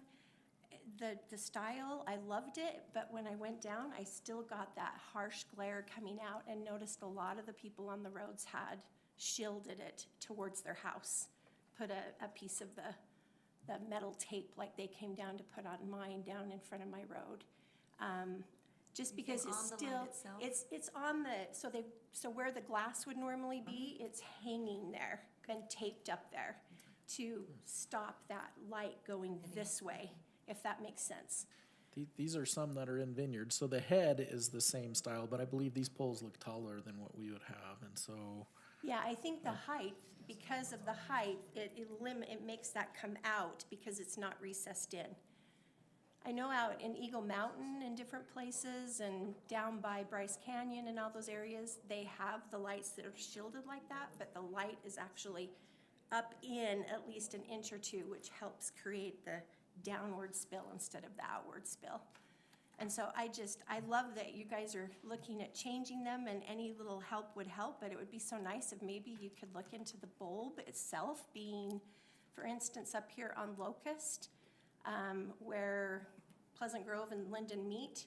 They're on the corner of, I'm trying to think, it was the Purple Turtle guy, that subdivision that went in there. I can't remember his last name. Clark, thank you. I'm too tired, I can't recall names. There's a light on that corner, which is awesome. Every time I drive by it, I'm like, oh, that would be the perfect light, because it's got that warmer orange red hue in the bulb itself, which takes away all of that invasiveness, which is, I mean, the health issues alone are just unreal. I mean, it's amazing how much what we battled down there. We had to completely remove our bedroom and go to another part of the house because the light was just so harsh, and even having curtains, blackout curtains and blinds did not stop it. And it started making our trees go weird, so I had somebody come in and they said, you know, with that constant bright light, and those lights in front of us on Gilman were brighter. The gentleman that come in to do put the paper up from the light company, I don't know who that is, it wasn't the city guy, but he said those particular ones on Gilman were harsher, more invasive, brighter than others that are in the area. So I've just been horrified thinking, oh, all this subdivision going in around me everywhere. If those are in there, I couldn't handle it. And it's just really, it's just, we got the opportunity to set ourselves apart and make ourselves look more like we care about the environment and those that live there, with just a little change in that light. And I don't know if I'm saying this right or not, but I think once those lights go in the subdivisions and that, we pay a portion of that on our bill, I believe, correct? In our lighting? no, In the thing? no. Okay, I You do know not- we do. Not in Lindon. Not in Lindon, okay. I know we do on our properties in Orem, that we Orem is actually different. have to pay for that. And I thought, you know, that's all the more reason it should be something that's a little more compatible for us to live with. So if we're not paying for it, that's great. But it You would are be paying worth- for it, but not on your bill. Yes, on our so, monthly bill. yeah. So if we are paying for it, I don't know, I'm not the only one. I get in conversations when those went in on Gilman Lane, we had people all up and down Lakeview and on 425 North in Pheasant Brook that called that first week and complained about those lights. So they're just that invasive, and this one is gonna curb some of that, but it's still gonna give you that if they're too high. Because instead of it'll just have more room for you to physically see it come out instead of be down. So anyway, I love that you guys are looking at that. It's so awesome, and I appreciate it so greatly. If we could just maybe look at a little bit different color bulb, one that has some of that little bit of warmth added back to it. It would, yeah, I mean, and it's amazing too, coming down Gilman Lane, one thing we noticed, they're so harsh that the area before the light and the area after the light, it's like a black hole. You know, it gets your eyes so messed up that you just have There's this a black whole- hole. Infomercials are full of the blue blocker kind of Yeah. a scenario because of it Yeah. decreases the glare, and whether Yeah. we're dealing not only with health, but of whatever, whether it's a species or a human, it's also potential for glare for an accident for safety reasons. And it is too, and it actually is so funny because it almost makes it easier for crime to happen. I know that sounds crazy, but Yes, it is. instead of someone out there lurking, looking for what you have on your property, it's so lit that they don't have to look. They can just walk by and go, okay, I want that, and come at the right opportunity at night, and nobody's Everybody gonna has to notice them. hold the flash. I know everybody thinks I'm crazy when I say that, but it really is true. So anyway, thank you, and I apologize, I am up here again, repeating myself 100 times, but I appreciate Lori. that you guys are looking into this, but I thought, oh, now's the opportunity. Why you are?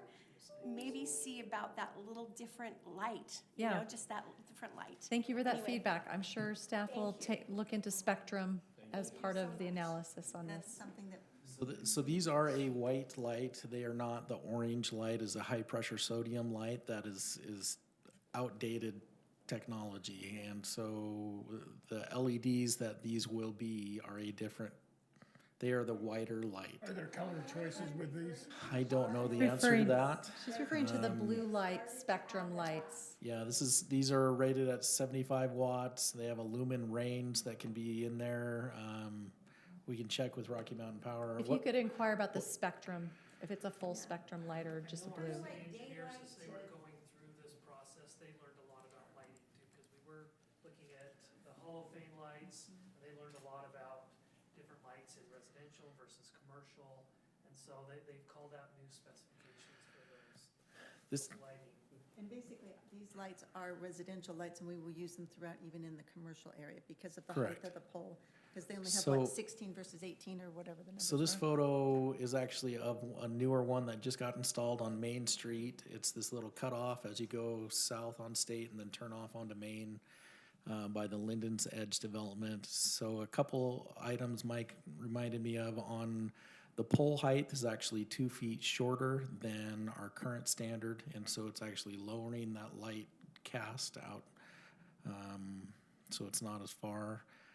Those lights that we looked at in Vineyard, they were significantly taller than this, is what it looked like. So the other thing, the spacing on the commercial standards, right now it's required lights every 100 feet, and we've put in some of those areas and it's excessive. And so we've increased the spacing, so it's every 250. And so it's fewer lights and less light pollution, basically, so less expensive for developers. Can I just ask a quick, sorry? On that spacing, does that apply to like the residential? It does not. On residential zones, lights are only installed on intersection corners or every 650 feet spaced. And so Much further than commercial. That's part of the problem, like down there on Gilman, I mean, that cul-de-sac is not 650 feet. but Right, There's that- two of them, one on the corner, one in the cul-de-sac. there's one required at One the end of would've been plenty. cul-de-sacs. And so at the end of cul-de-sac, on the corners, and then every 650 It feet. doesn't matter, because that cul-de-sac is so shallow, then it seems like they're in close they are in close It proximity. just intensified it and made Yeah, it 'cause worse. I have that in my was house. curious if that would change in like this new area going up by us or anywhere else development goes in. Would they always be that allowed that close? They could be, it just depends on where that cul-de-sac is, so. I know you're concerned on that Gilman Lane section, let me just find a picture really quick. So it depends on where their street is located. On this example that we looked at earlier here tonight, so there would be a light on this intersection, one on that one on here, and then depending on this length, maybe one mid-block somewhere in here.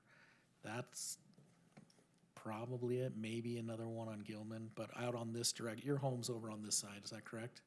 Yeah, we're on the west. You're over here, so maybe, for sure, one on this corner, and then maybe another one on Gilman, one right here. So you're not gonna get 40 lights. Does that help? It helps. I would love to see it all over, not just for me. So, to help others, so. Dark sky is definitely something, a consideration that's part of the solution, so, Plus, but yeah. it's just such, even just for residential people living so close, you know, with those bright lights, it's just harmful. It's for part all of us. the plan. Yes, So- thank you so much. All right, any other public? Okay, I'll entertain a motion to close the Make a public hearing. motion to close the public hearing. All right, thank you, Councilmember Powell. Moving to close the public hearing. Second? Seconded by Councilmember Magalby. All in favor? Aye. All right. Anyone ready to make a motion or have any further discussion or questions? I don't have any more questions, and I'd like to make a motion. That would be great. I move to approve ordinance 2022-14-0, updating street lighting standards. Motion by Councilmember Hoyt. Have it with consideration of the spectrum being looked at, or is it just with that just being Yeah, I'm acknowledged? gonna- Everything that was included in your packet, it's not just streetlights, there was a couple other things. in There was the 700 North 10 Sidewalk foot and- sidewalk, right. As presented with council to staff to look into the lighting spectrum. That work for you guys? And what are we, we'll So that we we'll don't ask end some up with a blue light. questions. What if it is a blue light? Like to see if we have options with that. Well, Some we're- of that is subjective, and so that's where I'm not not on clear the on what you spectrum. want. No, they'll list lumens, they'll list color. That's what we want. That's all we want. There'll be some I data. think on what it, we're but- codifying is the street lamp itself, and then the bulb, what bulbs are selected was not officially. That's a staff decision Yeah. from public input, I suppose. If someone is concerned about it, they could come in and, Yeah, yeah, They that's not can- part of the motion, Right. shouldn't be. okay. We're We'll approving look into this. the Rocky Mountain With a Power. recommendation to staff to look into that, not part of the motion. Okay. Motion by Councilmember Hoyt, seconded by Councilmember Powell again. All in favor? Aye. Aye. Okay, any opposed? All right, that is unanimous. Okay, we're on to the final item for tonight. This is just a discussion item. 700 North Development and Housing Opportunities. Is this? Okay, Adam, we'll let Adam finish his notes for a moment. Very good. So this was a request that Mayor Lundberg asked us to bring this forward for a little more discussion.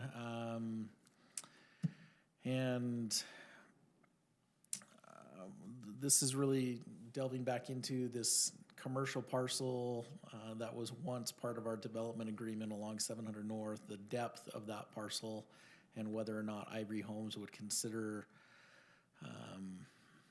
coming back to that for some deeper parcel options. A lot of developments, as Mike and the mayor have found out through some of their investigations, would prefer a deeper parcel. We have not heard back anything from Evergreen Development since they came to you a few weeks ago. And so I made a phone call, talked to Ivory Homes, Chris Gambroulis, just to see if they would be open to this idea of what would it take to reopen that doorway. And bottom line, it would be more units, more density. And so we dug up some of our discussions from prior meetings. These plans were presented to you. So this was our original development agreement. We had two options, one for the deeper parcel, and we had a 6-year window that was in the development agreement, and it's obviously been several years longer than that. Just slightly over a year. It was June 2021, I believe it expired. Okay. Okay. Their other option then was to, once that time frame expired, they could basically utilize that property and put in housing. They've applied and submitted subdivision plats for up to about the edge of where that property would extend down in. So they haven't platted anything in there yet. Yeah, they haven't. They're almost over to the multifamily. Okay, on the south side. So what we did was just kind of dug up, this was a proposal that they had submitted in 2019 and 2020. We talked about this, and then we had another follow-up meeting in 2021. And just reviewing some of those minutes, it was a pretty high-level discussion, but generally the city council at that time was not in favor of this level of units. This was an increase from 891 up to 938 units. And some of those had caveats like the deed restricted option or allowing. That was one of the one discussions. of I them, don't think yeah. this plan had that on there, that I recall seeing in the minutes. They provided a couple different options, so one was if they were to keep that parcel, the deeper parcel, and if that went away, then they would get more units if they had another time frame. And I'll be honest, my discussion with Chris was pretty high level. It didn't get into exactly a number of units that may tip those scales. He did say, he threw out accessory apartments, said we would have to look at accessory apartments being allowed in other areas, and they've come to you and talked about that in this development before. So I'm just throwing this out here as to start your wheels turning and I'd see love- if there's any open doors. I'd love Mike Florence to also kind of share his investigations into some of the potential retail opportunities, what some of those depths, some of those discussions have been that of desired depths for those. Let me, Okay.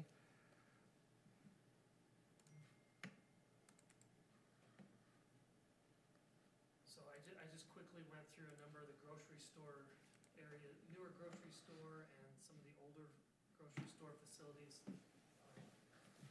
So this is the Springville Marketplace, so they range in size, you know, in depth. If you're just looking at the grocery store and the parking, they range in size from, you know, 733 feet to, if you have the commercial along the main road there, that they often like, that out parcel commercial, that can be up to 1,000 feet. This is the Pleasant Grove Smiths.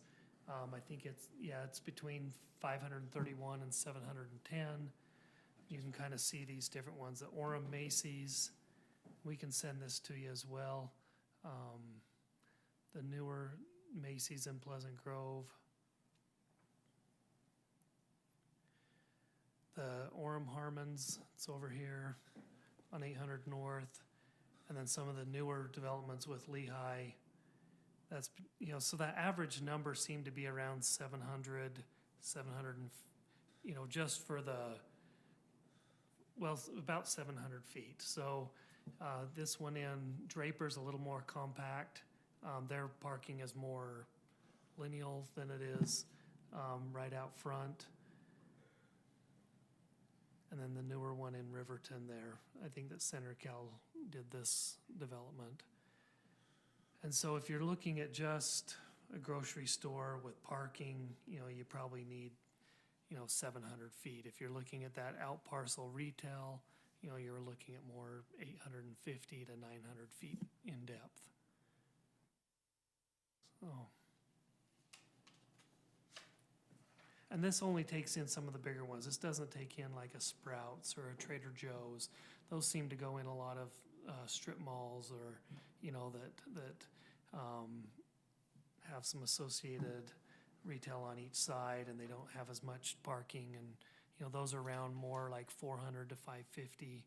And so they would already fit on our site, but we haven't seen any interest from a Sprouts or. And from the conversations that Michael and I have had with a lot of, when we went to the ICSC, is a lot of the developers want to bring in an anchor like a Harmon's or a Smith's. Trader Joe's never comes in as the first player as an anchor. They always come to what around something else that was an anchor. So that's the question is the council open to talking with Ivory for the opportunity to potentially have enough depth to acquire some sort of an anchor to kick off this here, so. What's different today than 6 years ago? I think you're seeing more development in the area, so at some point we're gonna, you know, it'll be our turn. St. John Properties is now, you know, proposing development for the property in Pleasant Grove. I think last time I talked to Eric Jensen, they're up to 1,300 units, residential units, and I can't remember how many thousands of square feet of commercial. So they're gonna be kicking that off shortly. So I think, I don't know when our timeline's going to be. I haven't heard from Evergreen in since the last time they met with you guys, so almost a month ago. But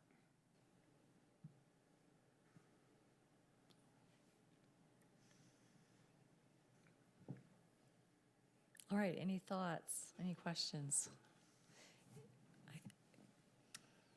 Yeah, this is a hard one. I wish we'd have kept it in the beginning. You know, we talk about negotiating with land. We had the cards in our hands and we gave them away. And now here we are, we've got 500 feet. I think this is, we find ourselves in another negotiation, which is a weird spot for us as a council to be in. Earlier today and now here, we're negotiating where typically you see negotiations between a land buyer and a land seller. We as a city are negotiating density is what we're selling. And I think that we gotta get 700 North right. We just have to, and I think that density is a piece of that. 700 North has its drawbacks, and part of that is that 500-foot setback. I think if we were gonna make some big moves and give up some more density, we'd have to have something. We got to know what we're gonna be doing there. You know what I mean? We've got to. Something firm, not something we're chasing. Yeah, something that feels like, hey, this is the right thing and it's worth it. We gotta go after it. I'd love to see if we could find that. But it's hard to go out there. You guys went to the show in Vegas. It's hard to go out there and say, hey, what if we could get you an additional 400 feet when it's not yours and Ivory's actively moving on it? I appreciate this being discussed with them high level. Did they indicate what type of density they're going to need? I mean, there's a couple things, frankly, I'd be willing to do. They brought us that twin home idea a while back that I thought was a cool idea, that maybe we allow some of that, maybe we allow some basement apartments, and we add 15 units to the condos, and then we're buying, we're gonna pay them for it, we buy that land, you know what I mean? But if they come back and they say, hey, we want, and that's how they'll do it, because it's a negotiation and it's a back and forth, and they say they wanna add 150 units to the condos. I mean, this plan that they presented was, and I don't remember if they had a certain number of years, but they would hold that commercial depth again for a certain number of years, and they wanted, on the apartments on the far right, they wanted 50 more units there. And that was the difference, really, was not quite 50 units. And so, and then after a certain number of years, if it still didn't pan out and get utilized, then they would be allowed to go up to 1,000 units. So that was this proposal just within the last 2 years from them. And then in addition, they came back on a separate meeting and proposed the accessory apartments, so. Right.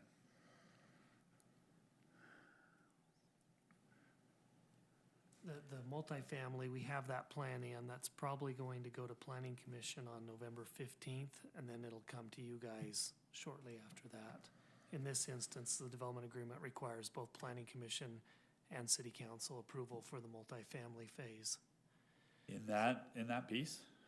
For that one right there, the multifamily, yeah. The 380 multifamily. The condos. Yeah. Okay. Not condos, Not they're not condos. condominiums, they're That's on the apartments. far east. Yeah, the apartments on the far east side. Okay. So that one's coming quickly, and they'll do that. I think they want to build it over a 4-year period. That's what they were telling me. This area right there, Jake. Yeah. Okay. I thought for some reason, because when you clicked over, it showed the townhome for that second, for that piece we're talking about. Okay, that makes sense. Well, at this point, it would be, what I'm looking for, what I think what Mike's looking for is, are you open to asking Ivory to look at it and put something together and propose something potentially for the opportunity for that commercial ground to give us a lot more opportunities with what we could do commercially as well as our town center. And before concept. we were, they were wanting, more units in the estates section, and, that's all pretty much built out now. Plat G is built out, where you see the 3 little cul-de-sacs up there to the top. That's starting to get built out. And so really, you're just looking at that area west of the multifamily phase. One of the things that their engineer talked to me about could be part of their proposal, they would like to have accessory apartment designation potentially as a product that they would have to sell. So that's, not necessarily more doors requested. Another one was with that area that they have left to send in engineering there on that Plan B. You see south of it are larger single family. They mentioned maybe there would be a patio home style, still single family, but just a patio home style that would be smaller than those lots. So Similar to the gardens. those that were was some of the done. things that they would be looking at to consider. At what point do you include evergreen in the discussion? I mean, if there's gonna be nothing there, Yeah, I can reach out to them again. I'm surprised we haven't heard from them. They came to me, then they sent me a plan the next day after meeting with you, and they moved the park from one side of the road to the other side. And that was it. And so I haven't heard from them since, but I need to reach out to them again. I know you can't answer this definitively, Mike, but, or Mayor, but do you have any kind of strong gut feel if we could open up that to get potentially 900 feet depth, up to 900? Is there anyone else that you feel might be a good candidate that's kind of said we're interested, but it's just not gonna work for us right now, or Yeah. the depth, I mean, as far as developers, we don't have a developer, waiting in the queue. But we have heard from other, Evergreen has told us, man, we wish that depth was deeper for an anchor tenant. But yeah, as far as a backup, we don't, but, Harmon's, we had a rumor that Harmon's was looking to go in with Center Cal before St. John's bought that property. I reached out to them. We heard some different rumors about Harmon's in the area. So I don't know if they're still looking, but that would, it may pique some more interest. this would, yes. Well, a number of years ago, a Smith's, larger than just a regular grocery store was interested, I think, as well, wasn't it? Yes. And then without meeting with a grocer, I don't know if it's 900 feet we need. It might only be 700, but that's, we probably need at least 700 feet to accommodate something like that. What's the development agreements that show that if they continue on this path and take, what do they approve for on the development agreements? Total number of units? Yeah, if they develop in the commercial, what does that look like? What's the map for that? The next one. It's similar to this one. That's what I The thought. road I just wanted to alignment's a little confirm bit that. different, but that's where they're at right now. And I, personally, Well, I think things have slowed down with them down there too. They've, this next phase, they've really been a lot slower on. I'm hearing from our inspectors that the site supervisors just are telling them it's slowing down a little bit, so, might be a good time to talk with them more. So Jake, you said the city would be buying this. What, did you mean buying by, if we increase density, we're buying, or you're actually? No, I'm saying that as two separate things. That's an option, but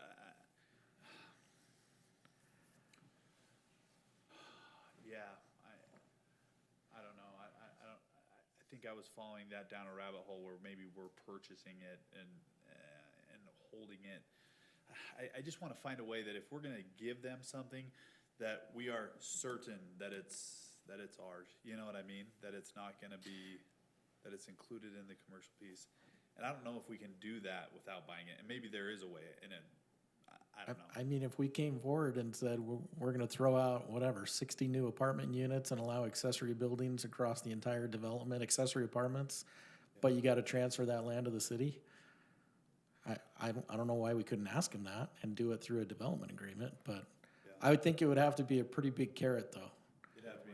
Absolutely. He's been in here enough and asked and been told no, that I don't see this being But I a small think every ask. time Jake asked him to continue this option or give us a clearer opportunity to secure it, and that was a hard stop on their part, so the door is open now, potentially. And I don't think that we gave away this by any means. I mean, we had a locked-in 6-year time frame that there was some legitimate efforts. There was by Ivory and the city to try to land a developer there. I mean, Smith's was in that time frame. I mean, there was a lot of attempts, so I Well, don't. Ivory hasn't been marketing the property commercially. That's not in their wheelhouse. or Well, no, interest. but before, when it was within that time frame, they did. I was in meetings where they were calling developers into a meeting to meet with us. So they were participating. Okay. Remember when the development agreement was originally approved? When? Yeah, is that 16? 16. It was early 16. It's before that. I don't know, I don't wanna make a lot of work 2016. over nothing, you know, cause I think, I mean, as you guys know, I voted against it in the first place, so for them to ask for more density seems a little backwards on my part anyways, cause I'm already pretty opposed to the amount of density we gave up in the first place. But I do think that is a critical piece of land, you know, if we could somehow end up with it, I think that'd be a good thing, I really do. Go a long way to helping that corridor be what we want it to be, rather than have it become what we don't necessarily want it to become. But, I don't know. Does it have to have an anchor tenant for it to be successful? It sounds like that's, in your discussion, without an anchor tenant that's big, it's not successful. Just easier to sell, probably. I have to agree with you, Adam, because, I mean, we talk about a supermarket a lot. We have a supermarket at 700 North and State Street, Walmart. I think to kick off, I think what the discussions were, not necessarily does it have to be a Harmon's, but, you know, a movie theater, or the concept of wanting our own identifiable downtown town center, plaza, placemaker, kind of an experiential opportunity, versus we could just keep the 500 feet and let it become office, maybe a couple little retail here. A lot of the ask is housing, which is not ideal. So the depth, those that are in the development arena, certain retailers, the depth, the feedback is it's very constrained with only 500 feet to work with. And Mike's nodding his head, and this was Evergreen experienced this as they were at the ICSC trying to market this parcel as well. I mean, I think that's very telling that they came to us at this meeting months later and they don't even have any retail in their pocket after having this property under contract for as many months as they have. It's been hard for them to market it as well. So that's the reality that we're facing. And so if you're, you know, at this point, I'm not asking that we, you know, definitely go after this. If there's an opening with Ivory, that would need to be weighed. I'm just asking, would we be open to engaging in a conversation with Ivory and find out what they would want and if something could materialize or If we can not? lock the property in, like Jake said, I would hate to go through all of that and then 6 years later, it's gone back to them again. Mhm. For more density included in that? Yeah, and you've already gave up your density or whatever. So you're willing to give up more density? It depends. What would, Depends on the deal, for what sure. would the condition be, though? They would just give us another That's what we need to find out. finite period of time, or That's would what they? he asked for on those. I mean, I'm with you, those let's other ask him to plans. deed it over to No, us. I think we would need to, Chances of, my goal would be that we hold up the position that we now control. that's right. We're in the driver's seat on it. Yeah, that's We're what not I'm getting at. secondary to it the I don't next time. know Another situation where, like Van said, yeah, we'll give you all this stuff, and, we got 5 years to make it work, and if not, then it goes back to you again, and you can do more housing. And Yeah, that's I think that's fair. untenable. Devil's advocate here, what if you get somebody that wants to develop the front of these and the city owns that piece and it's now not part of that commercial development? What do we do with it? Do we sell it back to Ivory for housing? Be worth more money then. Yeah? I'm just throwing that out because somebody could come in and submit an application at any day and develop what's permitted uses along that corridor. And they may not need that depth, and so then do we We end do up have with that this identified as our town center, and what some other cities have done, Mill Creek, Bountiful, South Salt Lake, they designate a town center plan, and then any entities that come into that have to work within that town center design and plan.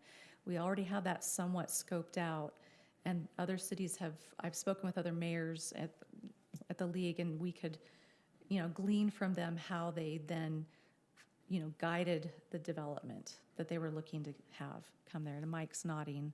And there's some things we probably need to update our zoning. If we really like those town center and flexible district, we probably really need to update our zoning as well. So we get that. So, because we have it in the master plan, but we probably need to look at updating and, modifying our zoning.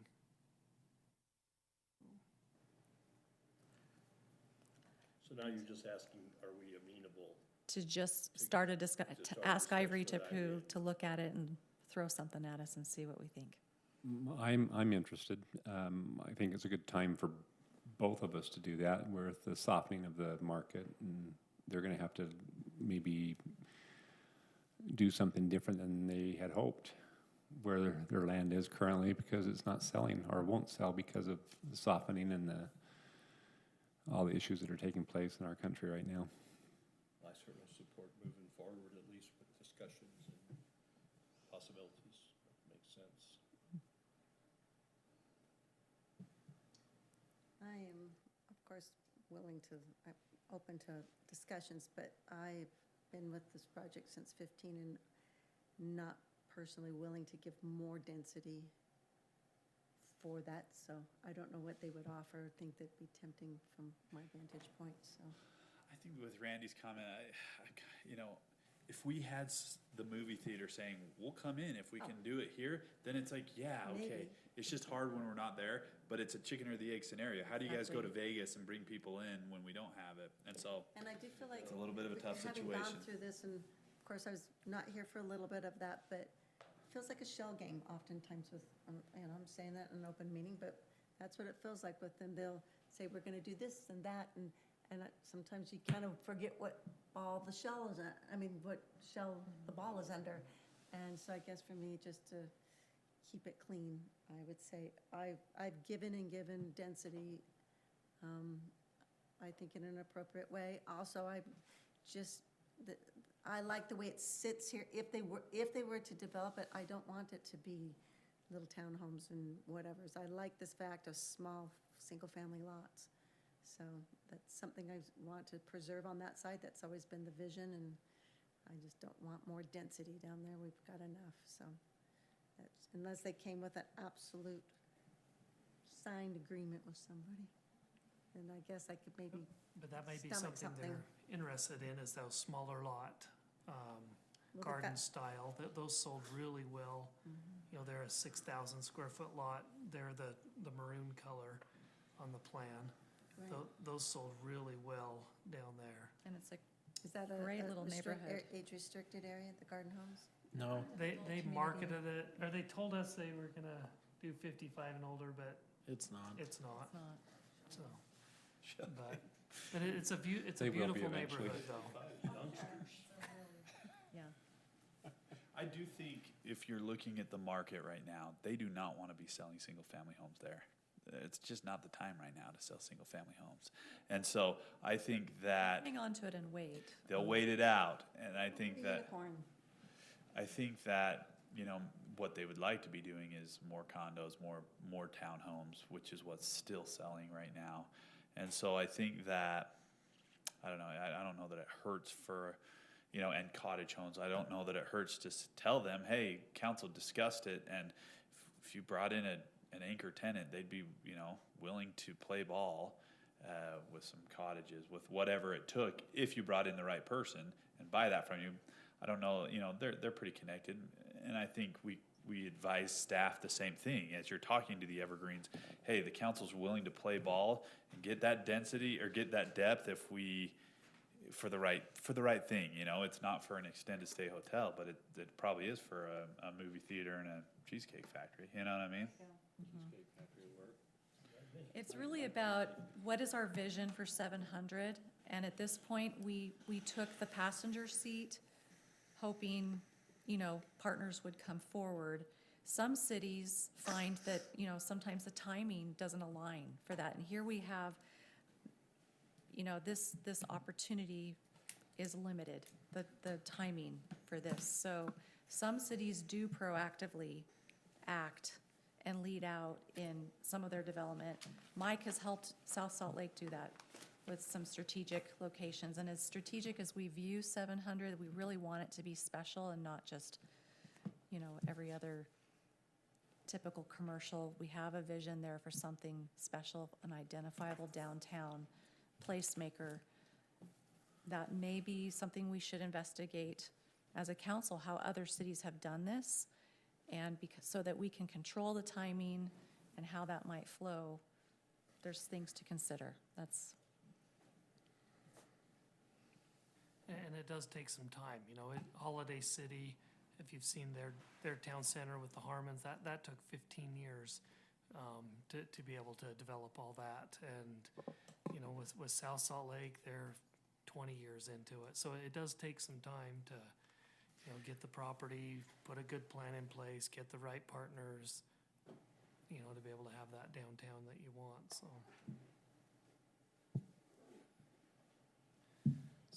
All right. So I guess I'll just ask each council member. I heard Jake favorable to at least engage in conversation with Ivory. Yes, no, each of you? Yes. Okay. Nod from Jake. Yes. Mike, yes. As long as we Engage- stay in the driver's seat. Okay. Yes. Okay, so conversation is on the table with Ivory. Thank you. I'm not optimistic in what they will offer, Okay, we'll see. plain and simple. Motion to adjourn. Quick, sorry, on, I don't know if we've informed you, we've been approached by Walmart, partner that they are using for aerial grocery delivery Oh, drones. yes. And so, reviewing some state code and some federal laws, we think we are probably obligated to approve that. And so we asked for a demonstration. They've just tonight reached out to us and said Friday. We don't have a time yet. We will let you know a time. They will have. The text email he sent me said they would be setting up Friday. So it's like a ready to do refrigerator, the purchase a demonstration probably. refrigerator? Thursday, ready to do the demonstration. You know, Mike, what So- I'm interested in is I got on the internet and looked. In some places, they showed them as like almost these little jet planes, drones, and in other places, it was a Yeah, drone. This is the drone, helicopter drone style thing. So we may send out a special meeting agenda for anybody that can and wants to show up and see this on Friday, and see if we can put something together. So just an FYI. Hey, my house will be the guinea pig. They can drop some Skittles off to the kids. Okay. They dropped some All right, motion to adjourn. China All right. off to my Motion by Councilmember Broderick, seconded by Councilmember Magalby. All in favor to adjourn. Aye. All right, thank you very much. I don't know if you caught context to that.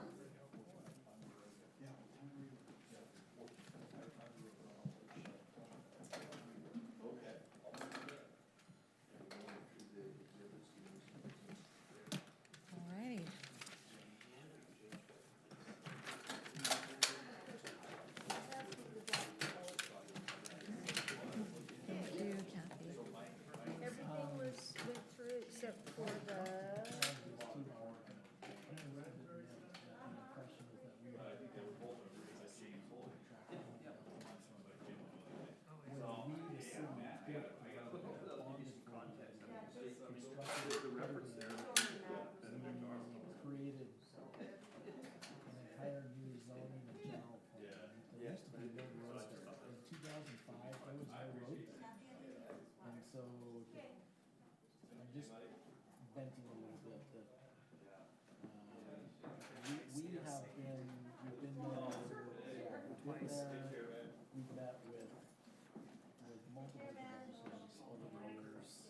And then we had the Johansson Thackeray that put in the whole Home Depot. They came and met with us in 2007, and they were like, we're not interested. I mean, Chris came in with several other development companies. I don't know if you were here, that was huge. And so, but they weren't in those meetings. And so, just as an FYI, I think we've still shouted from the rooftops. We got a state grant we sent out. I don't know if you've seen that brochure that we put together. We sent it to over 1,000 different companies through EDC Utah. We have tried. I've reached out to every big developer, the Woodbury's, the Boyers, the Peg developers. And so it's not for lack of trying, and sometimes I'm collected, that's the impression is that we built this thing, and I think they forgot we even built the road. That gets lost. We have tried to make something happen. It's just having, like, St. John's has come in, now they're gonna come into the back next to the freeway. You know, they just have a very proactive development. So anyway, I'm just throwing that out, so if you're in any meetings or so if somebody says, we gave away the farm, we can try. Put in all the utilities. Oh, yeah. We created the CDA, we negotiated with the Alpine School District for like 4 years to try to get them on. And This that hasn't keeps been, chipping away too, where maybe they would have heard of a similar by the time we get development. anything there, we're gonna be down to 10 years left on it. Yeah. So, anyway, for what it's worth, I'm gonna mention that to her too, because she made a few statements about, basically, we're not trying. Can you believe that's something she said? They still aren't sure. They're gonna say, are you giving me 200 units? And then you can talk about it. Oh, your sweet best friend Cindy called me and broke the news to me. Once it's, I was in tears, and it was just like, and multiple front end. because you just had one thing after another. Gentlemen, thanks for being able to stay so late. Thanks for being able to. Oh, Thanks for the fossil, though. Yeah, thank you. Yeah. hope you guys. I'm gonna go back. I'm sorry. Place out by here. That's it, that's the place. Oh, is this the place? Oh, I thought you got this last weekend. Oh, no. David or something like that? There's a commercial enterprise out there where you pay. Yeah, it's for you did fossil. You did, yeah, you Yeah. did. Yeah, and then we've been out to the geobeds. Yeah, those are fun. Around two of them. You've done Topaz Mountain. Sure. That's fun. If you like, I mean, just, almost anybody can find at least a topaz about yay big. And it's just fun. All right, well, thanks. Yeah, topaz, you should do. Oh, man, it's been a long day.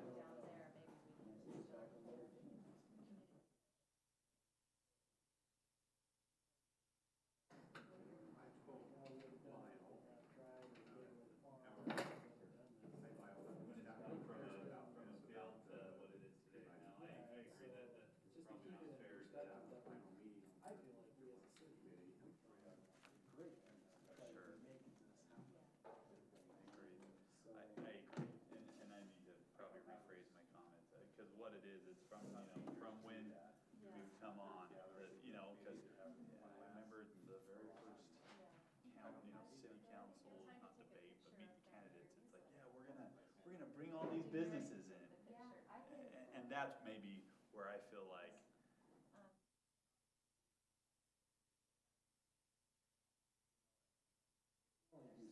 I agree. It's just the time frame hasn't been what I had hoped. And that's not the city's fault, that's not the council's fault, that's not anyone's fault. It has its own, I remember Mike Marchbanks telling me back in 2015, he said, when we were looking at the everything, he said, Jake, nothing is gonna go. He said, as a developer, you look at it and it's just a hard piece. It's just a hard piece. I was telling Mike, Johansson Thackeray, they're the ones that developed the Home Depot business. Probably about 2006 or 7, we had, it's probably still there now, we had this huge rollout map that we put, the basement was unfinished, we laid it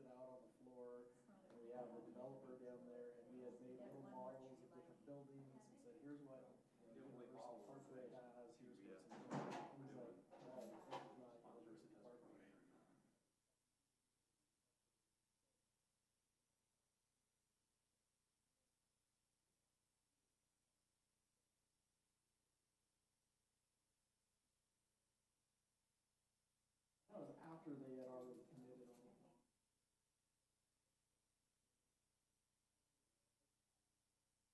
I don't know that anything has changed, and so I would hate for you guys to feel like this is part of it, and all we got was this.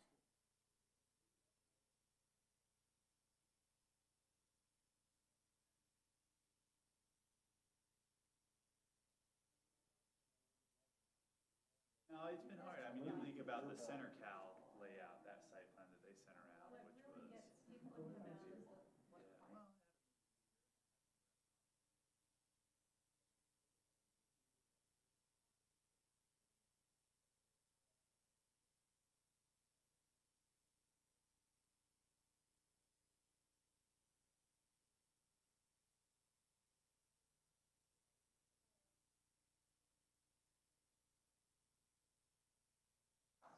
I just don't want us to forget of all of the efforts that have been made.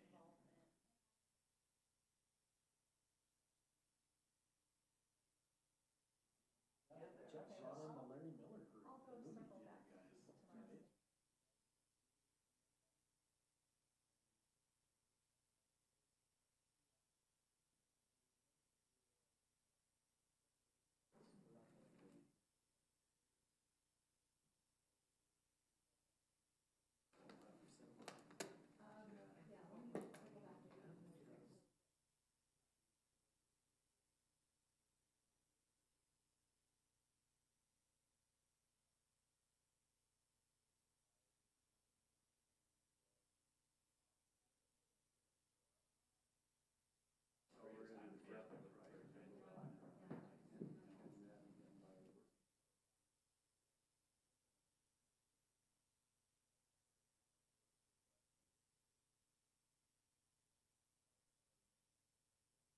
No, that's a good point, Adam, I appreciate it. And it doesn't have to be anything, but sometimes I think. No, It's, well, I mean, from to say you we who's seen haven't, it to say from we a haven't field. tried, or we aren't doing enough, and then we're like, well, we've invested literally millions of dollars into that corridor. We put in $1.5 million into the interchange on PG.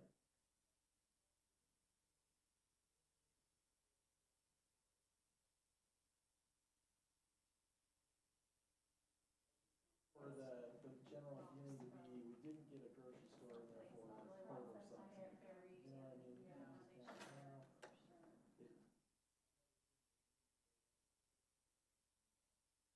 well, is that really the dream? When it came in, that's certainly how it was treated. It was. I mean, it was just like, hallelujah, you know? Well, I was thinking about it, I mean, you gotta think about, at that ribbon cutting, I mean, the sales tax dollars from that place for this little city over the last 15 years, probably.